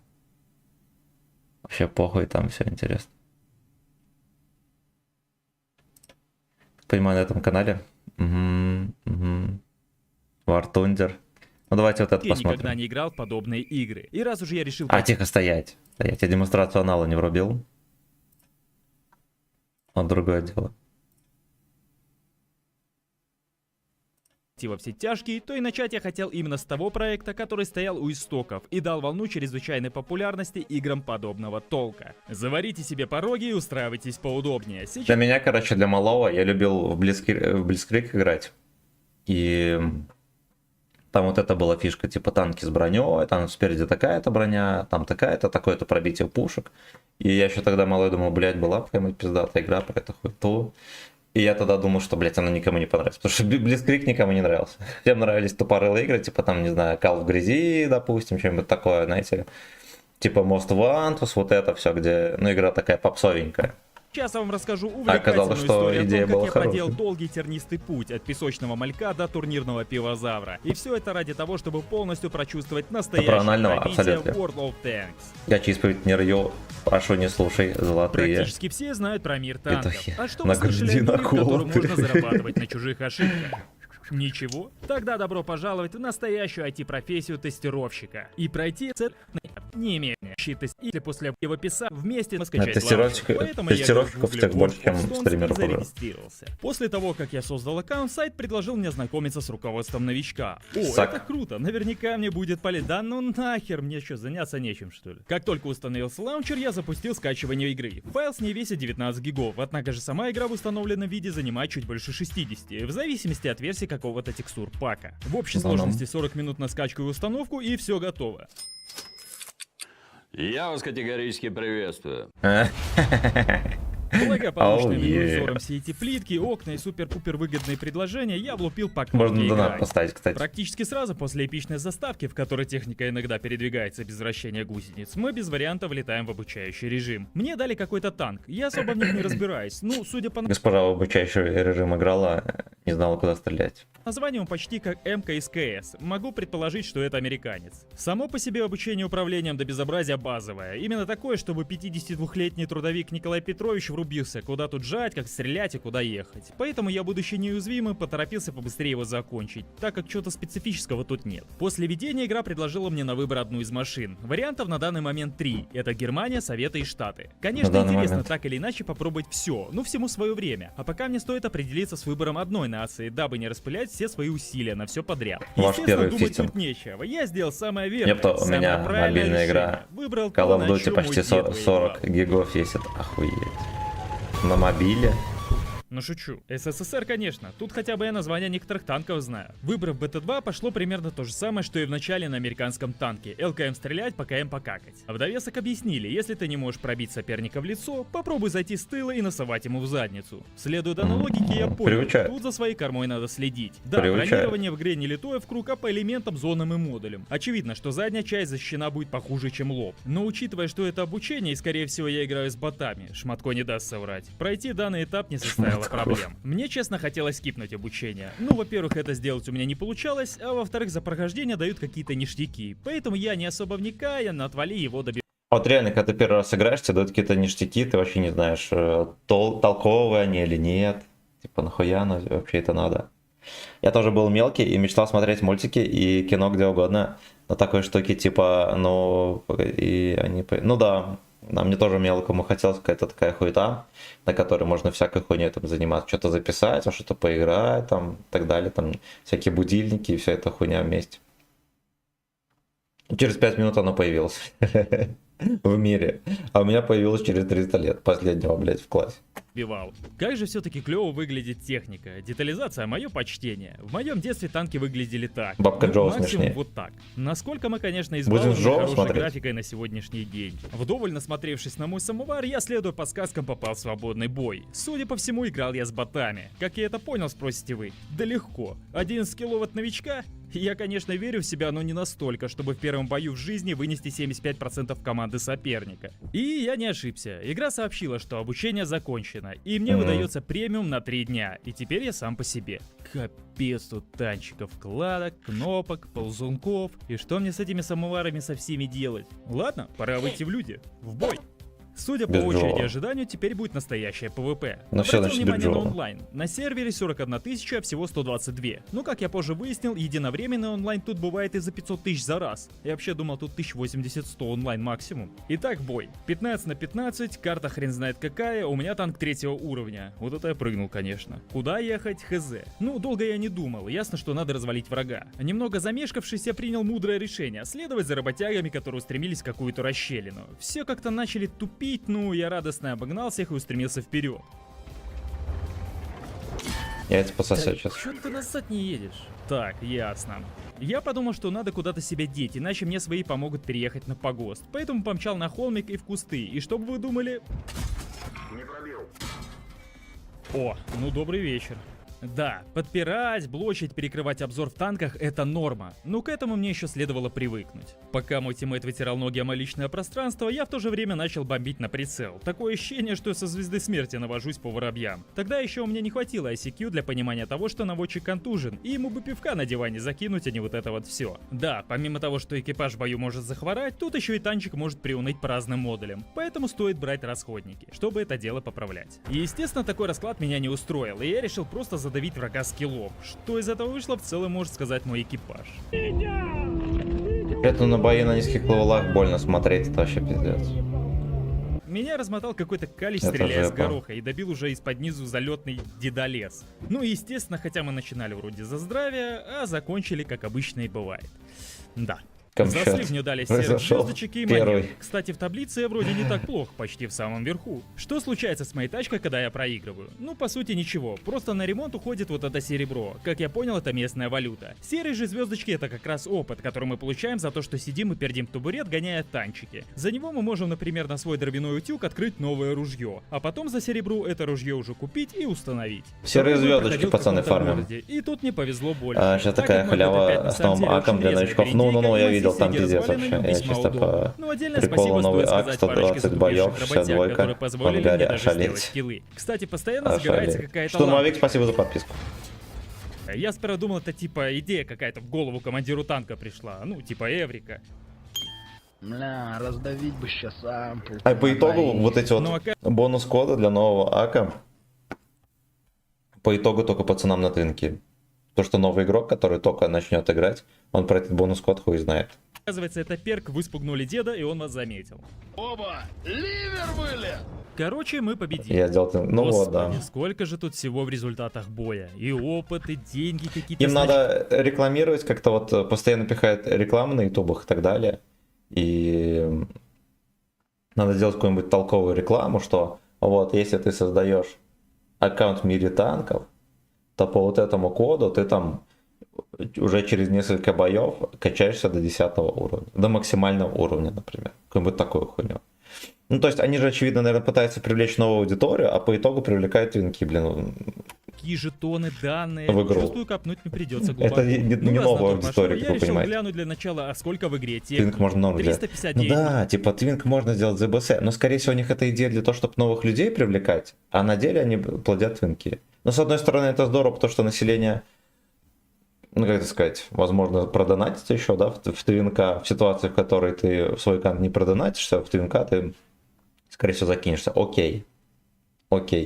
Но новых игроков, мне это кажется, не заведет.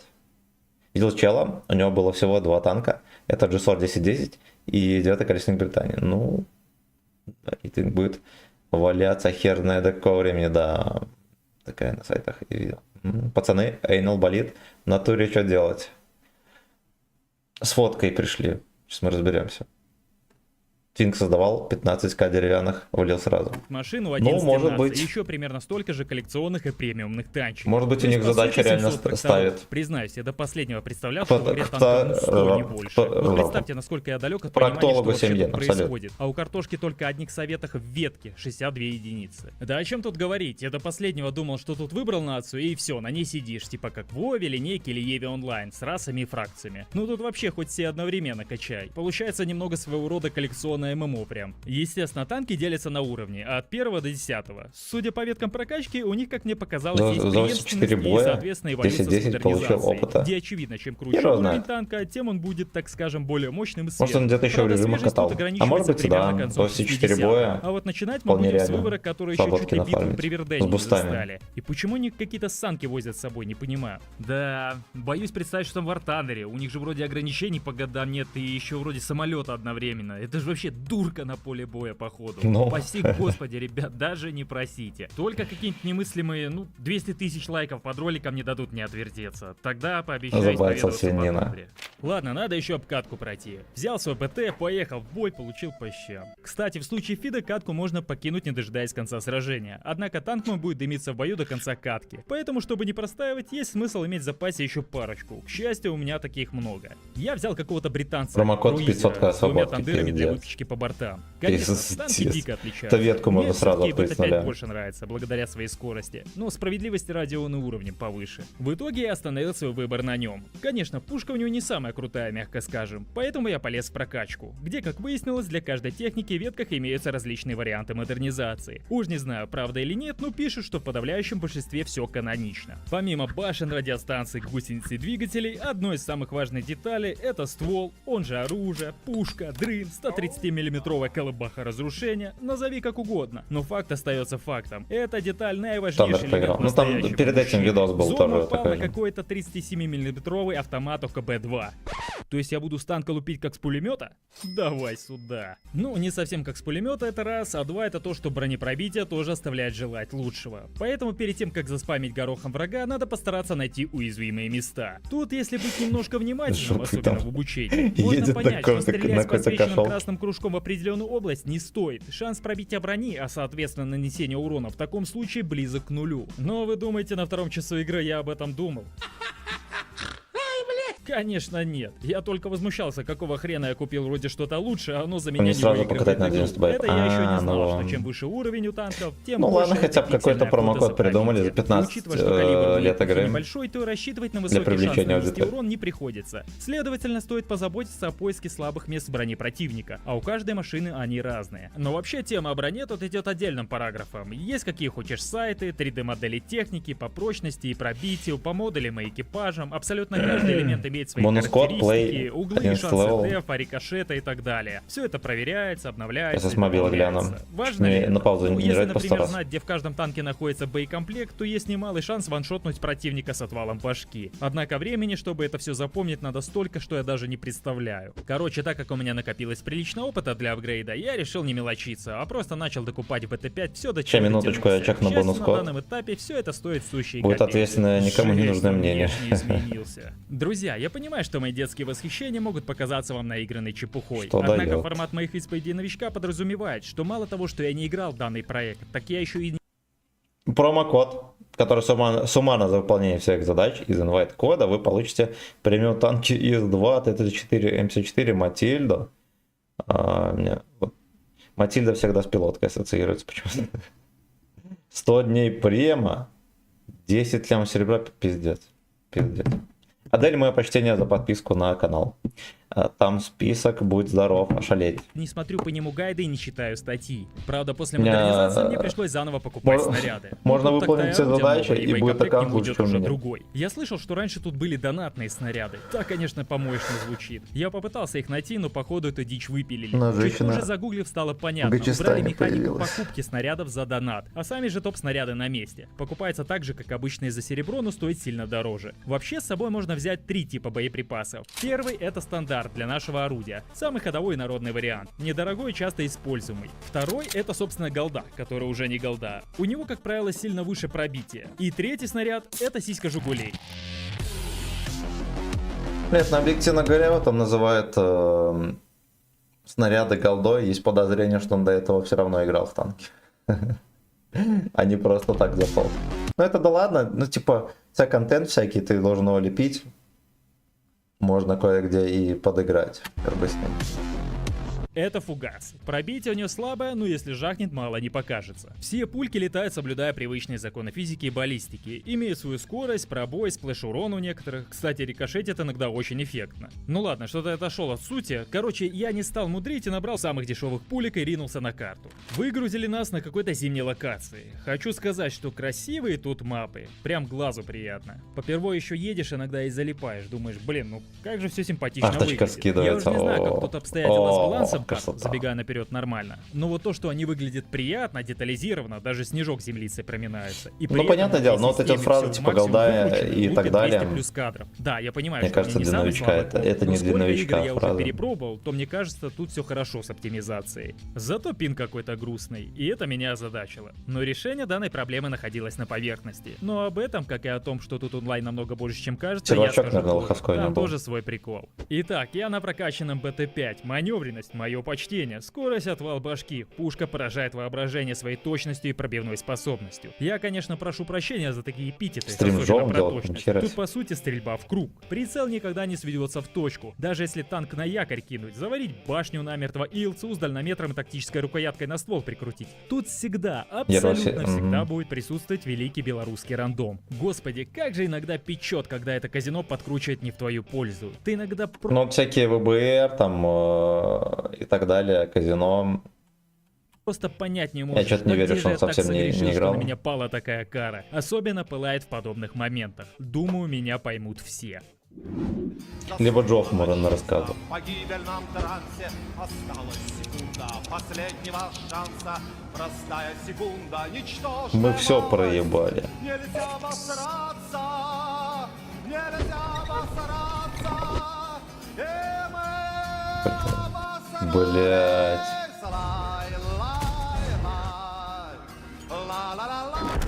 И Хорошо. самое забавное, если поменяться местами, то будет вот так. Что ты не играешь, Билли? Родной. Трудящийся просит видео смотреть. Внимание! А на сегодня все. Еще раз посмотрите на это чудо без замедления. Я охренею. Короче, моя команда жестко пушила соперника. Наваливали мы им знатно. На другом БТ-5 здесь- был я ну, не может, один, ему, да, поэтому, она рассказывала. пользуясь его крайне высокой Про все скоростью и эти, как его, маневренностью, прорубили себе дороги слова в базе ключевые. соперника и захватили ее, тем самым выиграв матч. Не успев попочивать на лаврах победителя, мне стало интересно, а сколько тут режимов? Ну и стандартных по сути 3. Это обычный, когда у каждой стороны есть своя база. Встречный бой — это когда есть одна точка, ее надо захватить. И штурм. Одна команда обороняет точку, другая пытается ее захватить. Естественно, катку можно закончить просто банальной аннигиляцией соперника, либо же самим сфидить в ближайшей луже. Есть еще какие-то генеральные сражения с огромными картами и командами, ранговые бои, натиски какие-то. И как я понимаю, это все не выходит за концепцию классических режимов, а по сути предназначено уже для бывалых игроков на высокоуровневых машинах. Я, короче, исследовался и доисследовался, что теперь могу переходить на следующий уровень. Ага, Ну, переход выше извините. осуществляется только после того, как мы прошли определенную цепочку модернизации предыдущей модели. И в зависимости от прокачки мы можем выбрать тип развития. В моем случае это либо Т-28, либо БТ-7. Я, короче, задумался, а тут можно, если что, мне как-то вернуться и перекачаться, вдруг я ошибусь. И да, можно, по сути, хоть во все стороны. Ты думаешь, на прокачаться на здоровье. раскачивать на Вопрос видео в свободном новичок? Нет, я времени и думаю, наоборот. запасе. Ну тут я подумал, что пока докатаю на БТ-5, пока прет, и на нем нафармлю опыт, а уже потом сразу с него выкачу и БТ-7. Придумал Ну, я короче, многие фразы у него, типа, новички, о них, блядь, не знают. Таких как ВБР, например. Ну, типа, да, видимо, ему кто-то рассказал про эти фразы ключевые и так далее. Может быть. Может быть. Но опять же, даже если, типа, это игрок, который там отыграл, ну, не знаю, там, даже 1010 боев, у тебя вот есть идея, допустим, слепить видос, который по определенной тематике, да, испытывает новичка и так далее. Ты его лепишь, ну, ясен хуй, там кое-где придется подыграть. Я думаю, в этом ни хера страшного нету. По его словам, он прожженный задрот. Ох, бля. Смотри дальше. Ну пошли дальше. План Смотрите. оказался надежный, как швейцарские часы. Только не сработал. Оказывается, боевой опыт привязан к машине, на которой ты его заработал. И все, что ты можешь, это модернизировать ее или открыть следующую по ветке. Для покупки без привязки тут есть свободный опыт. Это золотые звездочки. Он тоже зарабатывается в бою. 5% переводится с обычного в свободный. И еще какой-то способ перевода элитного опыта в свободный через голду. Ну, за тут шекели. что-то на богатом, поэтому нахер. Короче, набил я 7600 тысяч опыта, где половина из него там и осталось. Впредь надо быть внимательнее. Я открыл БТ-7. Цена за него целых 137 тысяч серебра. С новым уровнем непроизвольно начинаешь ощущать, как ценник неумолимо ползет вверх. Не могу сказать, что средств у меня совсем не было, но 141 тысяча это прям тык впритык. Тут даже и на снаряды может не хватить. Кстати, если снаряды кончаются в бою, то все, только ехать и таранить. Сосай. Магазина, как в доте, тут нет. Короче, я принялся лазить по вкладкам, менюшкам в поиске чего-то такого, где мне можно по-быстрому лутануть серебра или еще чего-нибудь. И я такое нашел. Режим топография. Естественно, тут есть и делики, и компании, и задачи, с которых можно нафармить добра, но с этим я столкнулся чуть позже. Итак, я кликнул на задачи и тут же, не заморачиваясь, забатился на значок серебра в 150 тысяч за выполнение. Суть проста до Немедленно безобразия. выполняем. Есть карта, есть ботики на ней. Ты следуешь указаниям голоса в голове и стараешься не подохнуть. Тем самым как бы и карту тренишь, узнаешь, и еще серебра фармишь. Тут, кстати, можно обратить внимание, что локаций в игре просто до хрена. Типа Около граф. 40. Хорошо ли это? Ну, наверное, да. Но лично для меня, как для новичка, это жопа полнейшая по очевидным причинам. причинам. К тому же выпадают они рандомно. Короче, я как пожилой тракторист потихонечку нафармил себе монеток. На всякий случай вторую карту прошел, насобирав чуть больше 500 000 серебра. Капец у меня денег. На самом деле даже на средних уровнях это улетает, даже моргнуть не успеешь. Но в тот момент я думал, что я чертовски богат. Я полетел радостный покупать Геббельсовские листовки за 500 голды. Взял тачанку, и мне в него выдали новый экипаж. А тут экипаж строго не привязан Смотрел, к машине. он вроде Да, правда танки новичок, тут как живые, но и им нужны фиксы. так показалось, Поэтому когда... вот тебе 3 Ну штуки ладно, это простых советских такую крестьян. тему подняли, не Всё имеет ясно. значения. Я решил Ну, сравнить новичок, ребят либо с не моими новичок, дембелями на похуй. БТ-5. Ну блин, старый экипаж попрокачаннее будет, у них вон и перки есть, да и звания выше. Я решил сделать гениальный мув, пересадить с БТ-5 на БТ-7.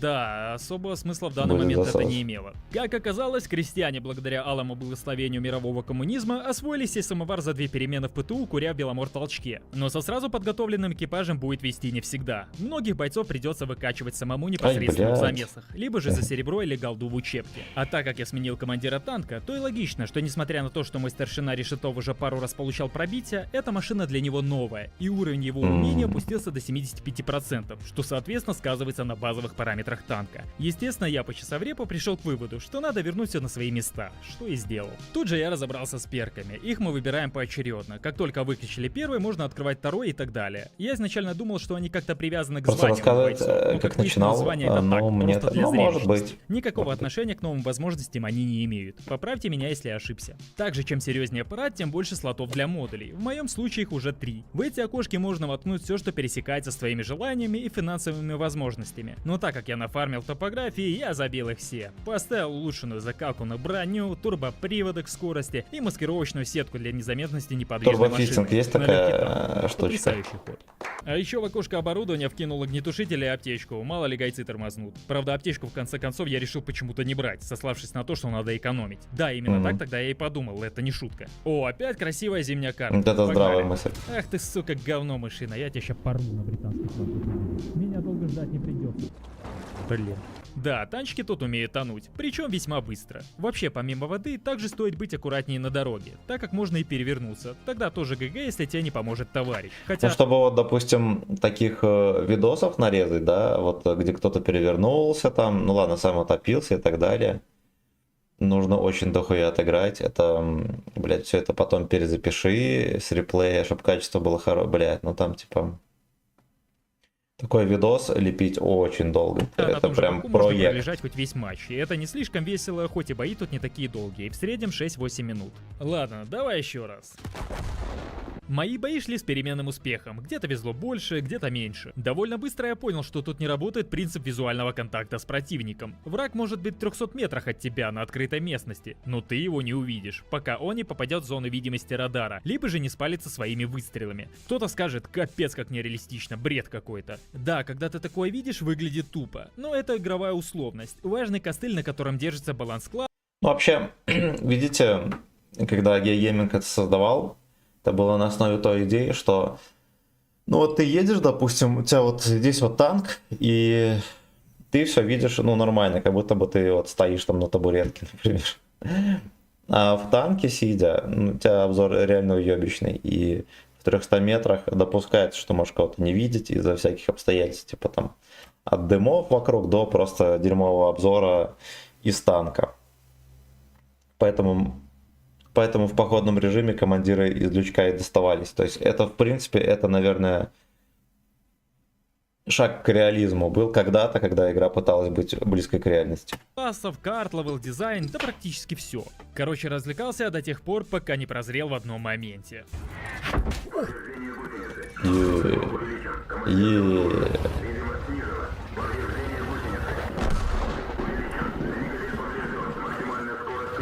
И что это было? Судя по звуку, это была артиллерия. Это арточка. Точняк. Я же когда-то такое видел, там еще вроде вид сверху. Триплекс Симен, да, могли забрызгать грязные немцы. Для начала я обратил внимание, что у меня нет свободного слота для моей будущей вундервафли. Но у меня есть золото за регистрацию. Вот и на него я прикупил за 300 голды новое место. Потрясающий ход. Потратить голду на слот, когда у меня есть куча перволевельных повозок, которые можно скинуть. Не, ну это, конечно, сильно. Но в тот момент я думал, что все делаю правильно. И после приобретения пошел смотреть, какая тут арта имеется и где ее открыть. У ЗАО немного своя ветка, поэтому надо начать с открытия танка Т-62 уровня. Честно, никогда о таком не слышал. Я взял данную колесницу и вкинул экипаж без он был. прокачки. Кто Еще знает, деньги надо, на это них классика. тратил. Тут же за свободный опыт исследовал все барахло и открыл для себя Т-73 левела. Вот так вот становится Всё, арта я в Лодыга. одном шаге от имбы. Правда, опыта нет, поэтому придется подфармить маленько. Не, ну Колымага, конечно, ни в какое сравнение с БТ-5. И медленнее, и тоньше по ощущениям. Бьет, как будто с рябины по врагам стреляешь. Короче, просто неповоротливый кусок говна. Но пара-тройка боев, и я насобирал опыта для вожделенной машины. Наконец-то у меня то, что я хочу. Денег, правда, не осталось ни на что, поэтому, подзакинув боеприпасов, я погнал попробовать аппарат. Ох, Ай, работяги, бля. сейчас я вам устрою Багдад. Блин, а как... У него ББХи.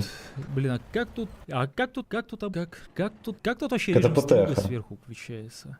Опытный Бля, игрок уже все бедняга. понял, но давайте не будем отказывать себе в Бедняга. удовольствии и понаблюдаем за малюткой. У меня ничего не выходило, Стал чтобы пастухом. переключить Ну, видео. пока что Я не решил, стал, что но надо попробовать на пути. какой-нибудь тренировочный бой. И там спокойно пожамкать кнопки и посмотреть, что да как. Да и, возможно, Пошел там на вылизывать уровне техники долбана, игра но даст случайно подсказки, вылизал тарелку. Чем черт не шутит. Я что-то выбрал и попал в комнату каким-то Пока мелком. что. Из-за дикого перегруза я не мог понять, на каком языке они говорят, и поэтому поздоровался на английском. Hello. Так делаем. Эй, бонжур. Guten Tag. Полный игнор. Здорово, ёпта. Портал. Ясно, короче.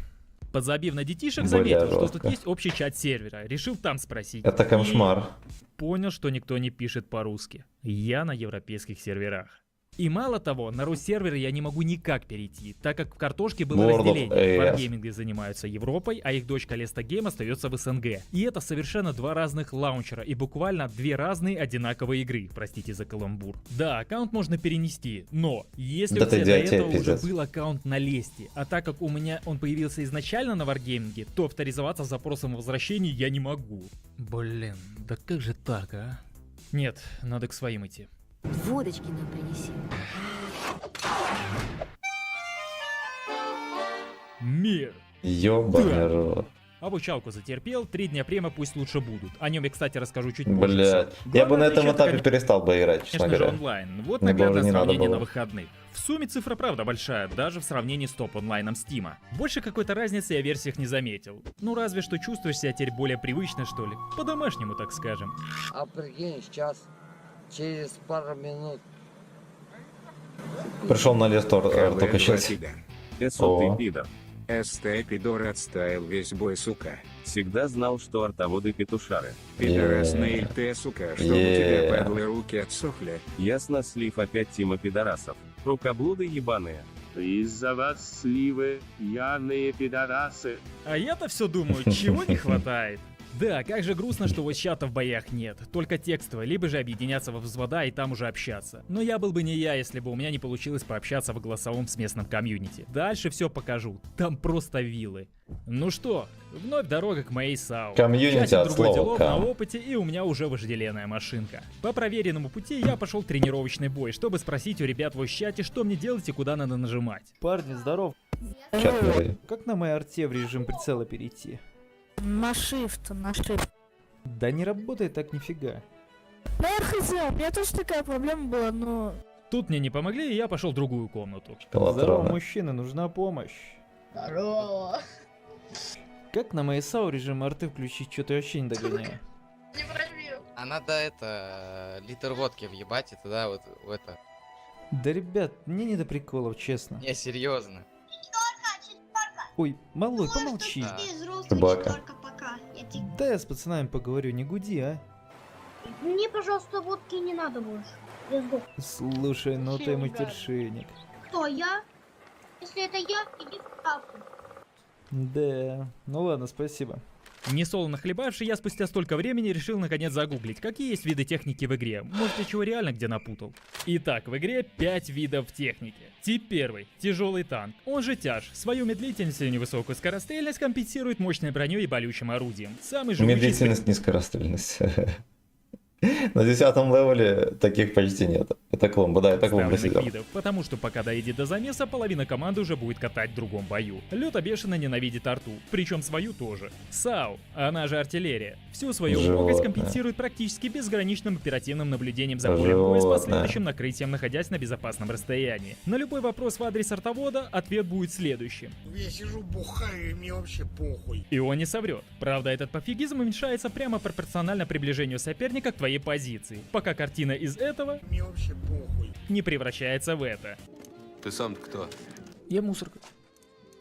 Пидоряне все. Всё Терпеть верно. не могут легких Всё верно. танков. Собственно, легкий танк, он же светляк. Бешеная табуретка, которая по толщине брони эквивалентна бабкиному сараю, в котором стоят тяпки. Перманентно всегда виноват во всем, поэтому ненавидит всех, особенно свою команду. Однако нередко испытывает теплые чувства к САУ соперника. При любой возможности всегда приглашает их повальсировать, ведет себя как гусар, флиртует, отпускает пошлые шутки, предлагает потрогать ствол. Несмотря на внешнюю щеголеватость, ЛТшник должность неблагодарная, скиллозависимая и ответственная. Светляк всегда всем Терпильно. должен, но ему не должен никто. Поэтому, если ты отсветил как царь, но помер, потому что твоя команда тормоза, то ты сдох, вот и заткнись. ПТ-САУ. По сути, тоже танк, но с рубкой места в башне, и без нормального вращения, или же вообще с его отсутствием. Всех ПТшек после гибели ждут два пути. Те, кто не продал своего светляка, попадают в рай. Остальные же перерождаются в Таркове и продолжают Блять, а дальше за сидеть в кустах. Монтли Несмотря на свое Крю отношение к артиллерии, разве могут не банят здорово видео? быкануть в лобовой. Искренне, всем сердцем не Ну, может, он разделяю просто всю ту монетизацию страсть и сняли. любовь, которую им оказывает ЛТ. При встрече брезгливо фыркают, всячески крутят жопой, просят оставить их в покое. И средний танк. Универсальная машина. Живой аналог фразы «ты же программист». Средняк, в случае чего, может неожиданно мимикрировать и в танкующего тяжа или в светляка. Действительно может все, но при этом много ошибок прощать не будет. Это что получается? Помимо легких, средних, тяжелых танков, тут есть еще и САУ, она же арта. Но есть еще в игре и ПТ-САУ, и это не одно и то же. А у меня как раз это противотанковая самоходка. Думаю, что ты взрослый четверка пока. Я тебе...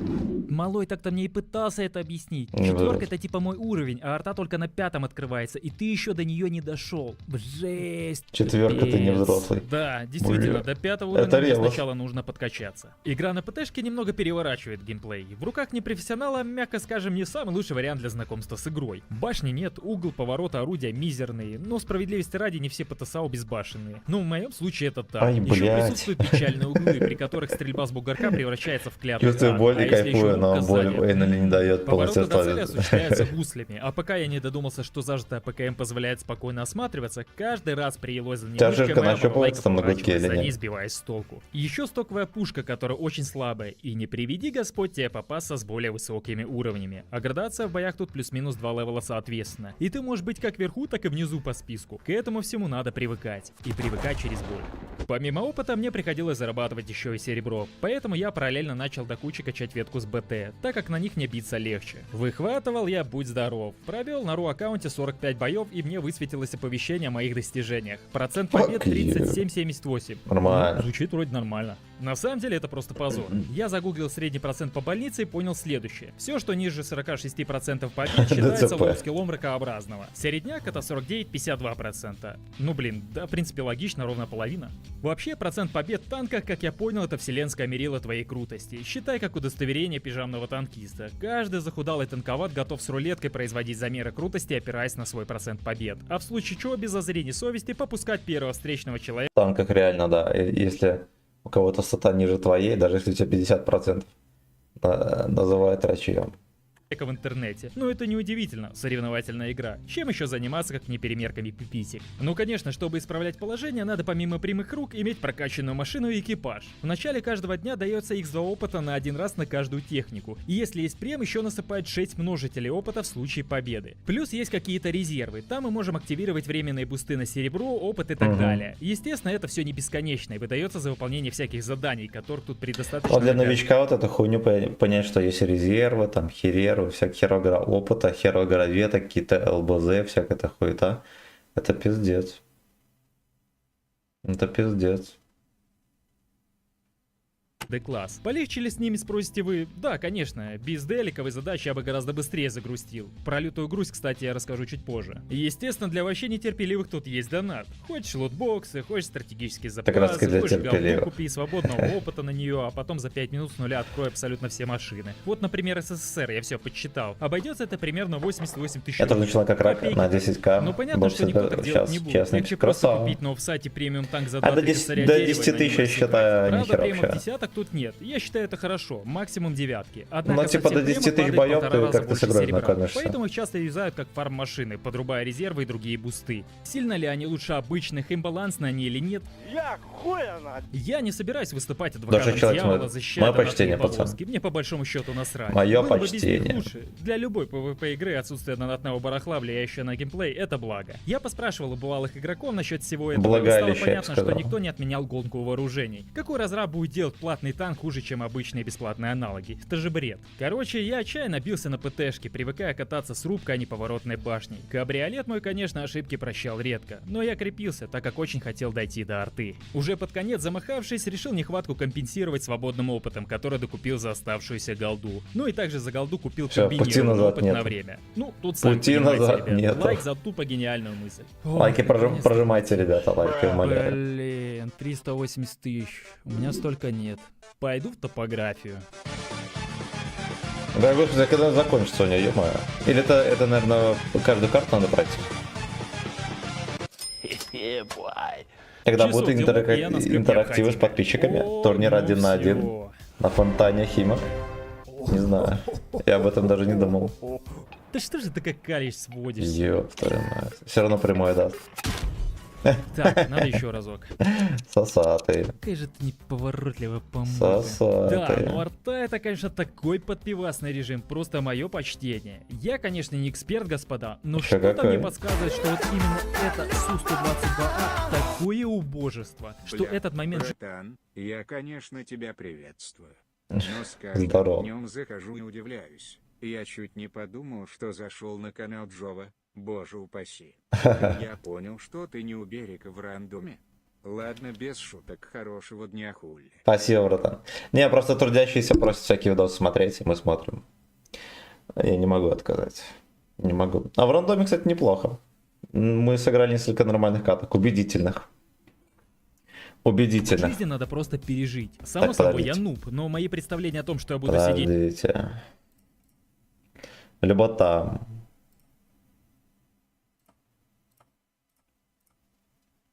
Либо там. Банан, мое почтение, братан. Мы тут на днях смотрели цельнометаллическую оболочку даже. Вообще впервые, наверное, кино смотрели на Словно стриме. почесывая яйца и разваливать бомжей, как громовержец, канули в лето буквально за пару каток. Сведение долго. Чуть повернешься, круг расползается так, как будто наводчик нижний брейк танцует. Урона по площади от снаряда нет. Пробитие маленькое. Сама повозка передвигается чуть быстрее деда-колясочника. Если ты не знаешь приблизительные точки засвета соперника на первых таймингах, ты провтыкаешь практически все. Конечно, киллы я давал немного, но тот урон, который я Сука. наносил, был несоизмерим с тем, который я получил. Я так и не понял, с чего же меня тогда жахнули. Мужики, подскажите в комментах хотя бы вы. Я апгрейдил повозку, гусли, двигатель, менял пушку, снарядов стало еще меньше. Стрельба 2 выстрела в минуту. С моими навыками игры это мне выходило боком. Потихоньку понимал, что надо бы качать другие веточки параллельно, а то я тут далеко не уеду. Все, в жопу это. Нужно сосать другие Пошла шишечки параллельно. ты нахер. Ну, собственно, Логично. далеко я и не уехал. 3 дня према у меня закончились. За это время я успел открыть еще пятерки Т-34 и КВ-1. И тут, так Вот так сказать, вот. я вкусился прелести игры без Вот прем-аккаунта, так а вот. именно дичайше малое количество опыта за бой. Без него, будучи таким малюткой, как я, ты прям чувствуешь, как превращаешься в бомжа. Апгрейд пушек стоит все больше опыта и денег, а их в одночасье стало меньше. Сосать. Стандартная пушка на Т-34 пробить может разве что в туза. Все в красном постоянно. КВ этот как будто на дровах работает. Еле-еле ползет. Пока доедешь, уже все подохнут, и свои, и чужие. На него только плуги кинуть и огороды пахать. Вся техника пока стоковая, это такая боль. Не знаю, как на других нациях, но в СССР именно так. Вроде даешь урон, уничтожаешь технику, Ёп. а опыта просто слезы. 376. Ну а вот это вот херь раззадоривает. Типа ты вкачал новый танк, и он пока стоковый, он сосет яйца, и у тебя появляется желание вкачать его в топ. и у тебя появляется мысль, что ты будешь всех ебать. Это вот новичков, конечно, меня это Проблема с разогревало. прокачкой действительно серьезная. На нее еще накладывается мой невероятный скилл. С этими наболевшими вопросами я пошел в общий чат, но там, кроме беспросветного спама и рекламы всего подряд, около танкового, я ничего не встретил. Поэтому вспомнил про тренировочные бои и направился туда. Здорово. Здравствуйте. Скажите, можно ли как-то качнуть веточки быстрее, не прибегая к донатам? Я сам Никак. не знаю, это если что аккаунт моего брата. А тебе брат по шапке не даст? Кого? Удали у брата пару танков. Подскажите, есть ли способы побыстрее качаться, не прибегая к донатам?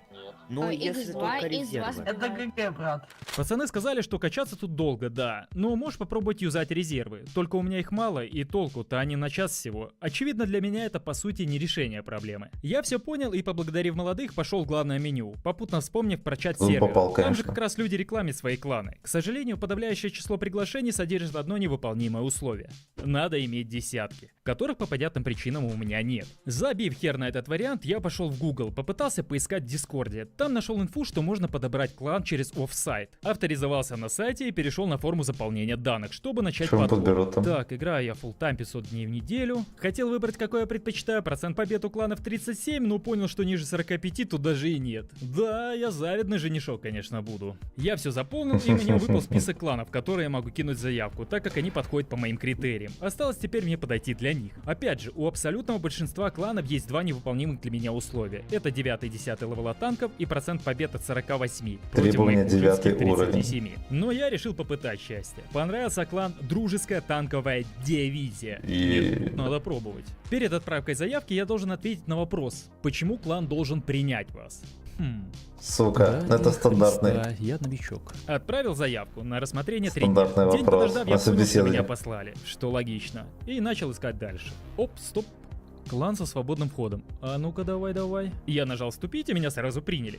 Психи синдиката. Жесть.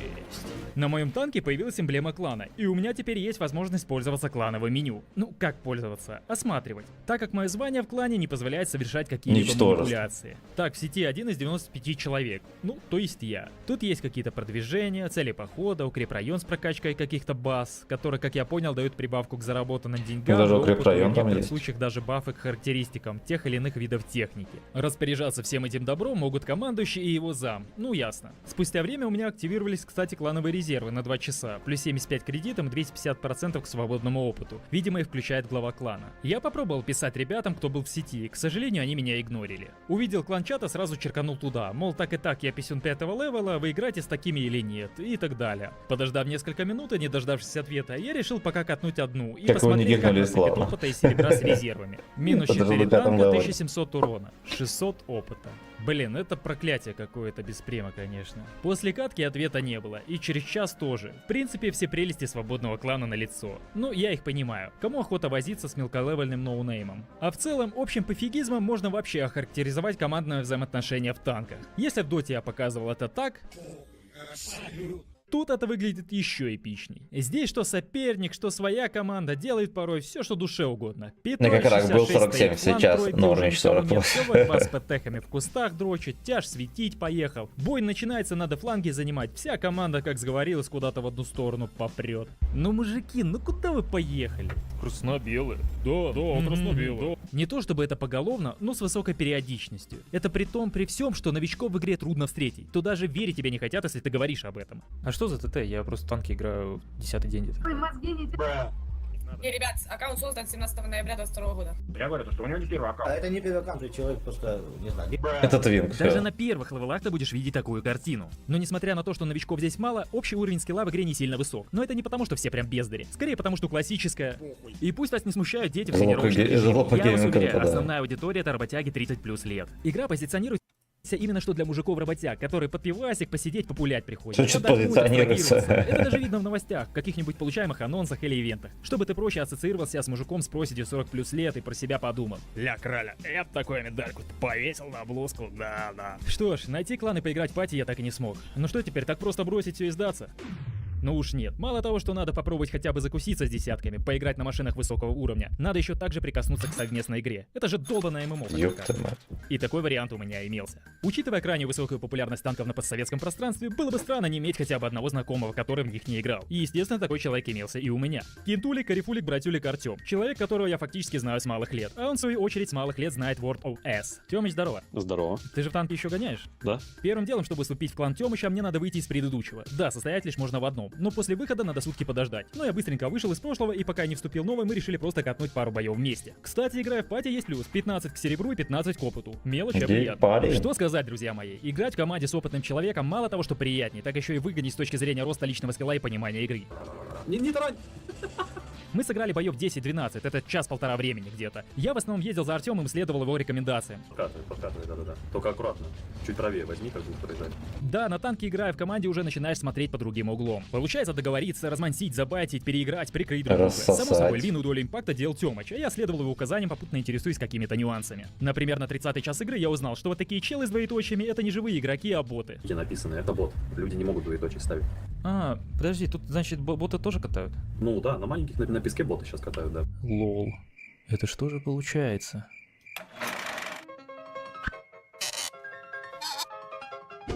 Так. Витя. Давай, это же изи, а?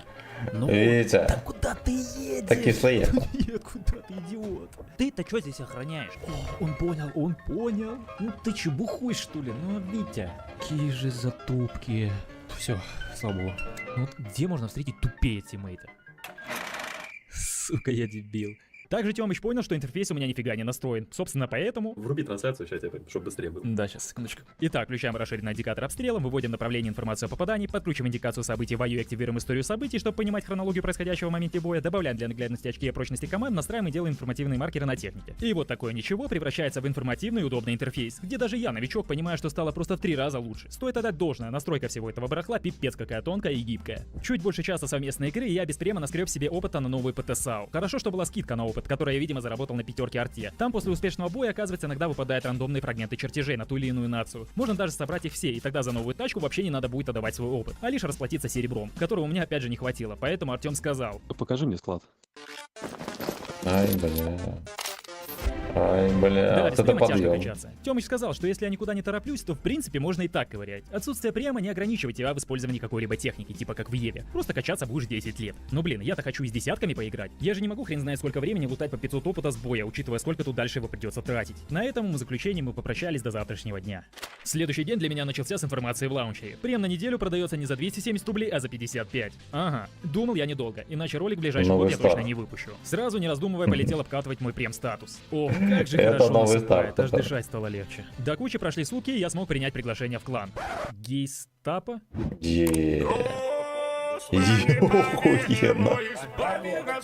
Охуенно. Притча, это сказка. Билли был бы доволен, но бутылка замаячила. Чтобы сменить название клана и эмблему, на это надо 2500 золота или 600 рублей. Это может делать только глава клана и его зам. Поэтому, как только такая финансовая возможность появилась у человека, все стало, так скажем, нейтральным и не особо вызывающим. Ребята из Лесты, нормально у вас там все? 600 рублей за смену картинки и одного слова. Ну, совесть имейте.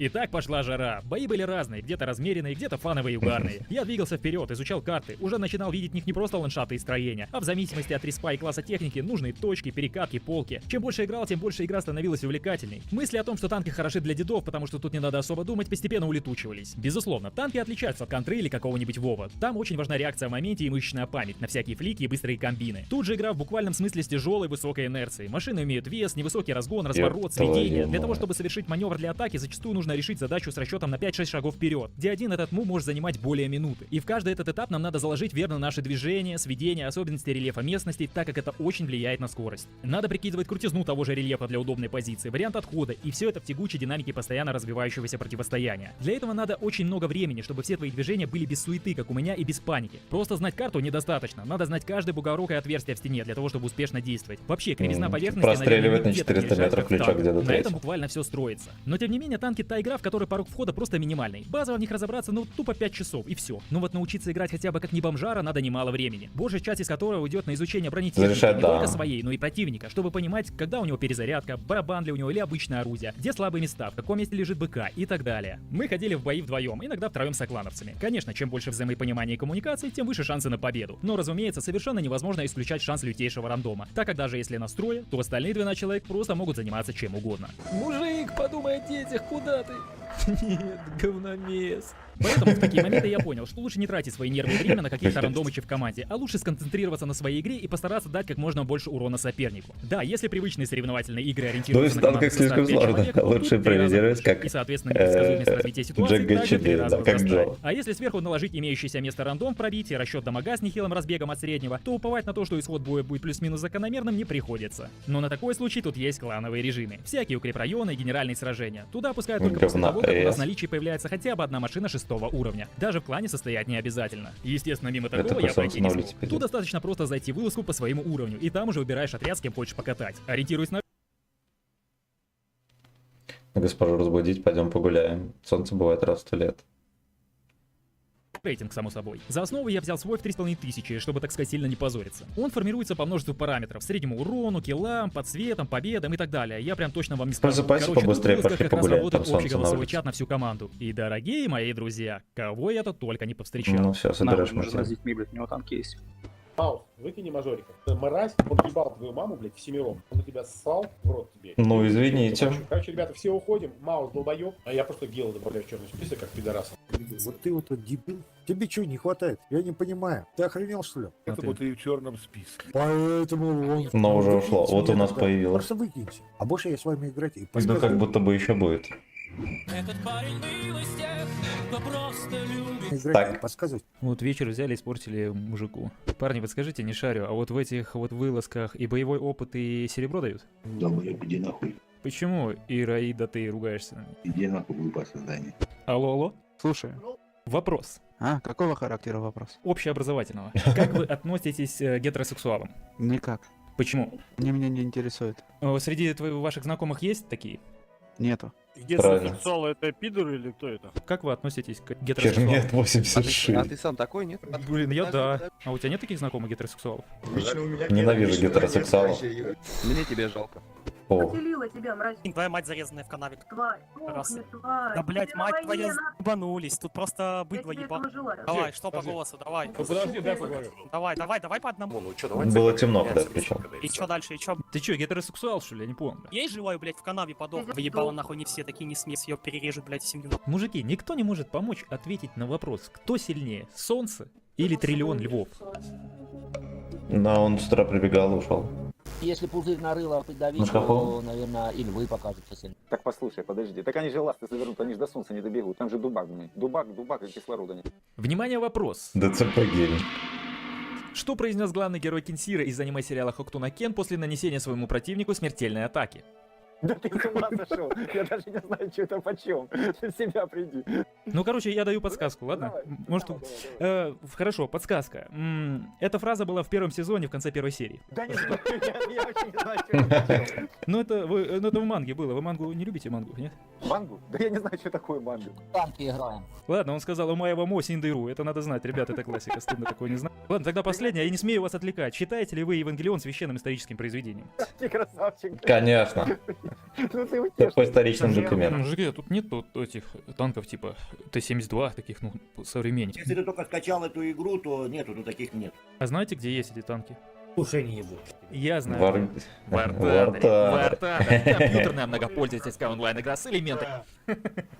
Ну и по правде говоря, и простых, спокойных и ненапряжных ребят тут найти не слишком сложно. Просто надо захотеть. Я несколько боев покатал с такими работягами. Меня Конечно, прикольно играть, насыпался. когда идет полный контроль команды, взаимодействия, когда есть командир, он колет, держит со всеми связь и координацию. КВ-2 и МК, едете сразу же сюда. Остальные, кого не назвал, то есть стричка простая и я встаем вот здесь. Смотри, как только здесь на углу встанут они, вот здесь вот. Все потеют до такой степени, что за каждую машину пригаются. Тут, кстати, на данных режимах у командира есть возможность вызывать огонь артиллерии. Держи его в свете, учили. Это арточка. Першу.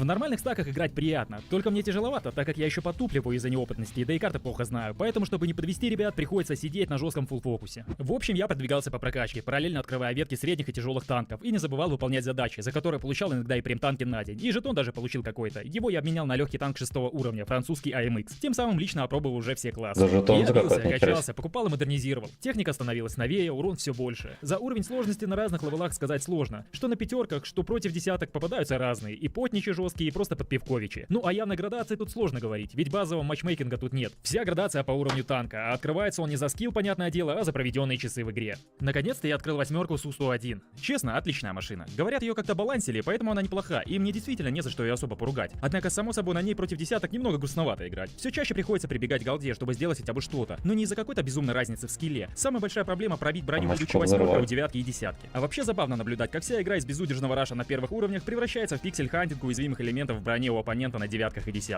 Да, и все-таки немного расстраивает, что в самом популярном режиме случайного боя нет автоподбора даже по процентам побед, или каким-нибудь рангам или личному рейтингу. Ведь получается, тут нет какой-то систематизированной лестницы прогресса, как в той же Контре или Доте, с их рангами и подборами игр на постоянной основе. Благо, немного покопавшись, я наткнулся на какие-то неведомые мне ранговые бои, а они, как выяснилось, уже и работают по обсуждаемому мною принципу. Но вещь эта сезонна, и, к сожалению, на нее я не попал. Да и по сути там только на десятках можно гонять, а я даже не знаю, когда я их открою. Но зато я тут на мини-турниры, а вот это уже любопытно. В World of Tanks проводятся всякие турики с призовыми. Как я понял, их организуют сами разрабы. Там разыгрывается голда, скины, личные резервы и так далее. Если подходишь под критерии, то подавай заявку и пробуй. Жаль, я не нашел ничего под себя 1 на 1. Да, там, конечно, был 8 уровень, но на 8 у меня только ПТ-САУ до конца не выкачано, и идти на ПТшке желания у меня совсем нет. Да и какой турик, я же играть не умею нормально. Да похер, так даже интересней. А почему бы мне не открыть ИС-3? Надо будет набить опыта, потом купить его и в идеале постараться выкачать. Турик я нашел на 13 декабря, новая стадия с плей-оффом. Времени есть 2 дня. Ну поехали. Ну ладно, почти досмотрели это, да. 9к опыта, ну хоть что-то. Ну а теперь подключаем резервы и в бой, фармить монеты и опыт. Соклановцы, как нормальные люди, ходят на работу, поэтому полдня я гонял в соло. В это время использовал все доступные методы для фарма денег. Для этого даже выгнал из английского которые дали на время. Не сильно, наверное, быстро для целевой аудитории. Но учитывая, что играл половину игр в одного, и я этот процент не слил, это уже достойно. Слушай, а сделай исповедь новичка. Да пацаны, хорош. Дед третий, конечно, стоит уже намного дороже, 2,5 мульта. Поэтому перед его покупкой я продал старый ИС, и тогда мне уже хватило. Опять же, какая боль играть на стоковом третьем деде. Я просто обязан его выкачать, иначе турик можно даже не пробовать. Тут не то, что девятки красные, на этой пушке и свой левел фиг пробьешь. Особенно в тот момент, когда стали появляться долбанные безэшки из коробок новогодних. Так вот, не знаю, как эти БЗ себя показывают играть с десятками, но на своих уровнях прям чувствуется, что машина капец душная. И урон, и мода крепкая, бесячие тарантаски, ей-богу. Так еще у них как в НФС закись азота есть. Ну это, конечно, какой-то цирк с конями. Пока я бился, параллельно выполнил 30 заданий, и мне насыпало 1,5 миллиона серебра и всякие ништяки. Плюс разные новогодние бонусы давали бусты к опыту и серебру. А что самое главное, мне подогнали 3 ПМ-танка на 2 недели в аренду. И все они 8-ки. Ну и нахрена я деда выкачивал. О, даже мамонта дали CNC. Жесть. А я не стал лапать все подряд, так как у меня не было особо свободного экипажа для них, поэтому вкинул только ресурсы в средний польский танк ЛИС. Но что я могу сказать про этот CS-52? Мне кажется, я нашел для себя самую удобную 8. Скорость, маневренность, урон, стабилизация, все сбалансировано так, что придраться особо не к чему лично для меня. Какое удовольствие на нем катать после неповоротливых тяжей. Да, это, конечно, все компенсируется его невысокой бронированностью. Не знаю, есть ли в игре недонатные колесницы того же класса лучше него, но думаю, наверняка по части параметров есть. Но на всякий случай я чекнул его цену, 1,5 косаря. Ну не так уж на Лисе постримлю. Всеми правдами и неправдами я выкачал своего ИСа-3. Само собой, руки так и чесались взять на турик премиум танк. Ну блин, я столько упарывался в него, потел. Это как батин Жигуль, первая твоя машина, на которой ты учился ездить. Вроде та еще табуретка, а родная. В общем, я немного подумал и решил принять участие не в одном турнире, а в 3. 1 на 1 на ИСе, 1 на 1 на Лисе и 3 на 3 уже в стаке с парнями из клана. Как раз все пощупаем. Итак, турнир первый. 871 участник уже зарегистрировался. Капец, конечно, у меня тут шансов. Призовой 1000, 600, 500 и так далее голды. Нормально. Я сидел ждал, пока за 20 минут до начала не высветилось окошко. Я нажал принять, и меня перекинуло в таблицу предстоящего боя, где я уже мог ознакомиться с Саладин закрывать же надо, ну значит на Саладине 5 минут на захват 1 минута, левела 8, тип техники любой. Ну понятно. Я пока ждал, подумал, что надо вкинуть голды побольше, чё уж тут. По-любому все на ней будут гонять. А еще обратил внимание, что карта будет Редшир. Блин, а что это за карта? Я пока есть время загуглил. Блин, она мне так не нравится, если честно, всегда там отсасывает. Пока ожидал первый бой, система заранее прислала уведомление о предстоящем втором раунде в группе. Короче, я дождался начала, и мы покатили в бой. Против меня, по сути, такая же машинка, но только премовая. Ну, механизмом заглавка.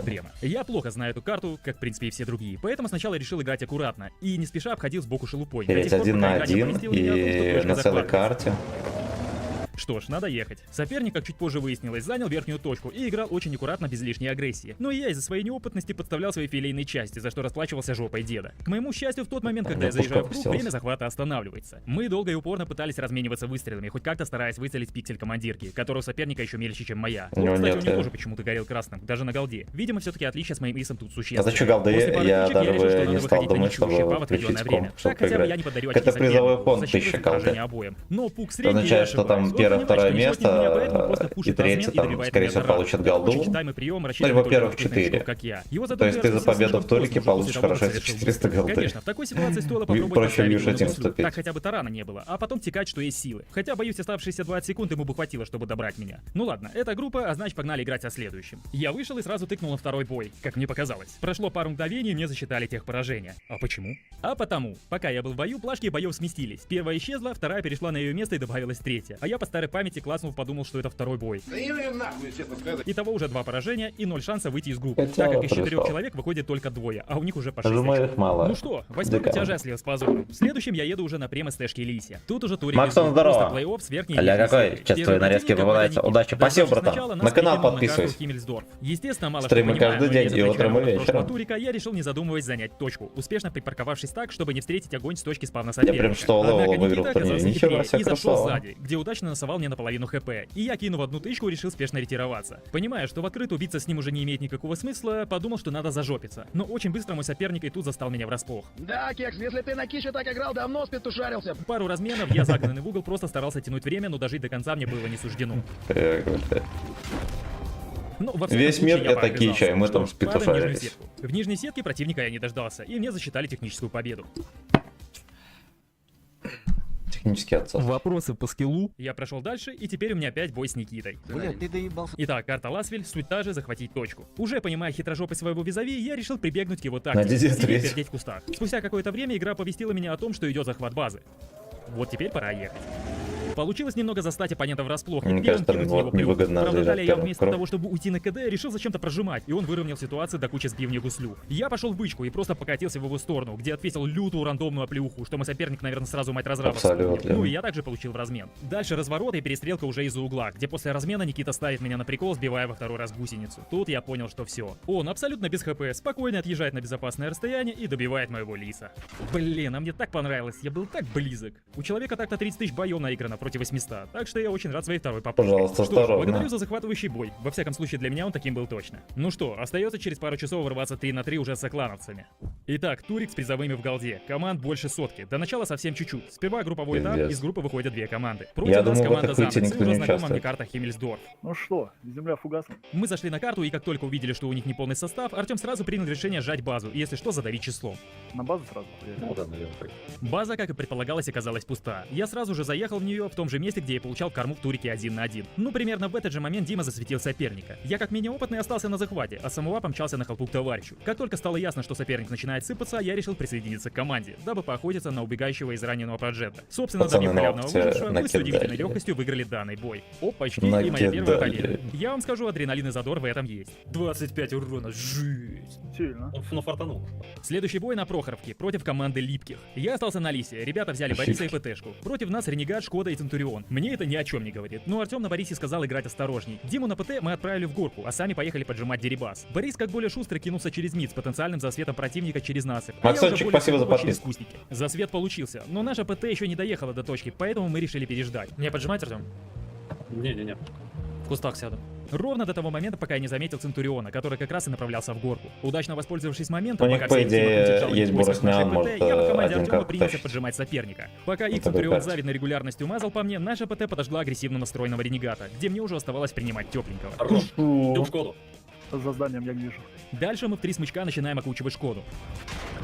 Ай, блядь. Несмотря на мое предсмертное состояние, мне даже удалось ее добрать. Ну и дело за малым, добить последнего. Пизда тебе, гнус. Пару плюх в СТшку, и у нас 6 очков в команде, а соответственно гарантия выхода из группы. Хорошо, пацаны, хорошо. Но фраза реалистичная в танках. Реалистичная. Но тем не менее, по Базара правилу нет. турнира доиграть последней командой в группе нам все-таки нужно. Команда спецскор, карта Энск и у соперника неполный состав. Тут, по сути, мы просто пошли в раш, особо не заморачиваясь, так как гарантированно выходим. В итоге мы их банально переколотили по их хп и заработали все 9 очков в группе из 9 возможных. Все, теперь сетка плей-офф. 1.32 1/2. Проиграл, значит вылетел. Кстати, мы уже заработали по 40 золотых монет, между прочим. А это на минуточку 10 рублей. Карта Редшир. Первое место 1000 голды, да. Я, короче, лал.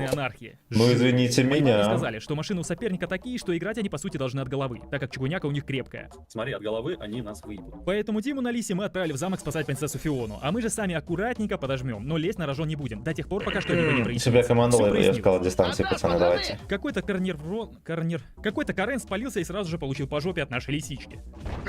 А чё не каждый бой меняет технику? Я помчал прервать их. Они, видимо, таймер, зависимо от карты технику выбирают, да? Как только их удалось провоцировать, Тёма сказал сразу же гнать к нему и колупать их, что есть мочи. Я играл терроризм гаджет, поэтому иногда доставалось и чернозему. Однако, имея позиционное преимущество, мы, не переставая Мне кажется, наступали, им крепко досталось. в таких туриках под пиво реально Артём круто уезжает играть. в ангар, а вместе с ним и последний визарь. ты труп, ты Ура! Мы в 1.16. Честно, никто из парней не ожидал, что мы из группы выйдем, так как мы никогда до этого в туриках не участвовали. Команда Битяра против Кукарачи. Карта Утес. У нас 2 Лиса и СМУА. У соперника Карен, Е75, М47. Заранее знать, какой танк выберет соперник, мы не можем. Парни сказали, что выбор у противника душноватый. Если им дать играть от головы, то нам конец. Ну, у них там есть снежинка. У нас тоже. А снежинка это что значит? Ну, это она всем алкашам раздается. Это самая легкая. Самая легкая начинка, да, вообще в игре. Но так получилось, что Карену удалось неплохо занять верх и оттуда напрягать нашу команду. Даже получилось постучаться ко мне в будку.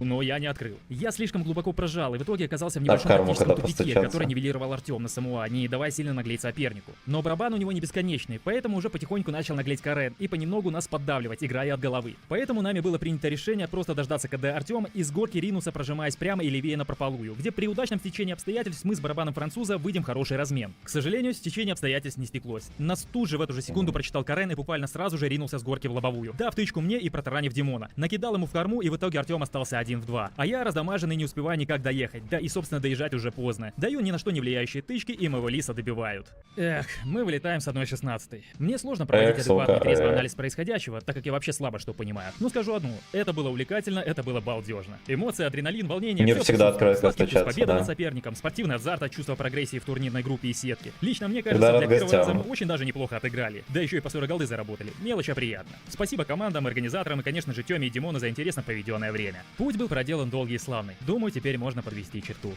Могу с уверенностью сказать, это был интересный опыт, даже местами очень азартный. Я провел в игре больше 800 боев, это примерно 90 часов. Прошел тернистый путь от человека, который вообще не понимает, в какую сторону воевать, до танковода, который делает вид, что что-то понимает. Однако, если сравнить первые 8 часов игры и данный момент, прогресс все-таки присутствует. Я даже взял одну отметку на своей любимице. Это говорит о том, что мой показатель урона на данной машине выше, чем у 65.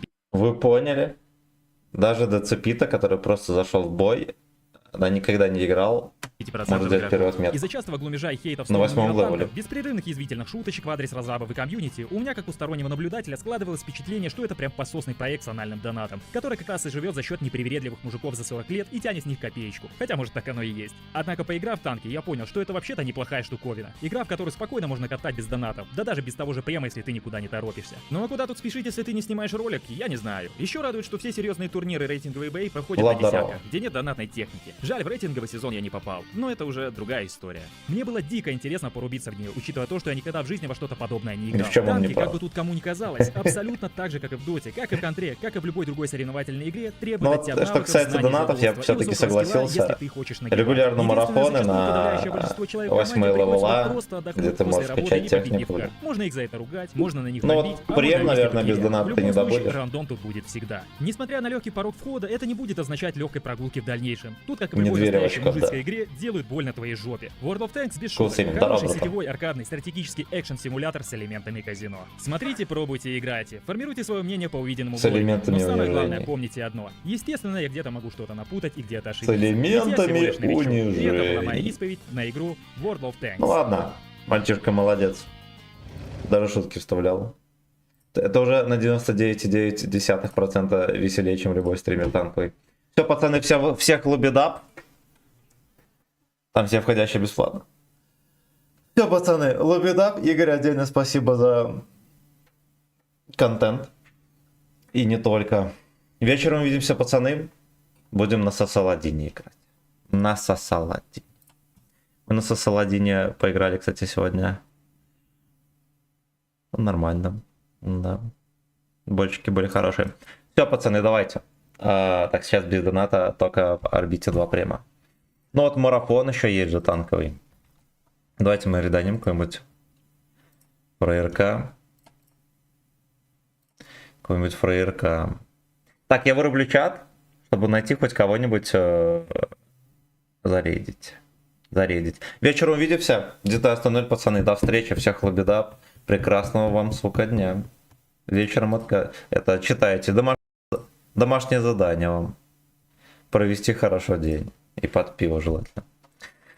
Так, мафия, го. Сейчас зарейдим. Так, все, я чат вырубил. Я больше нихуя не вижу.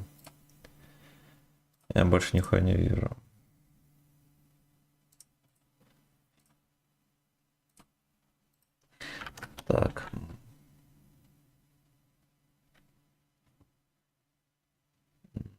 Малинка какая-то.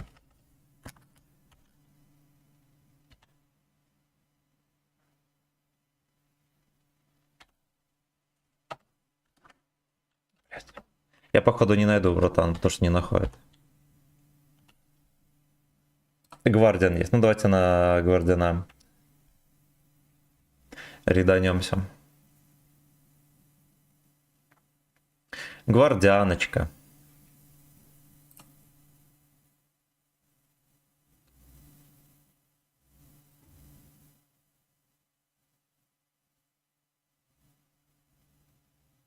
Ну-ка.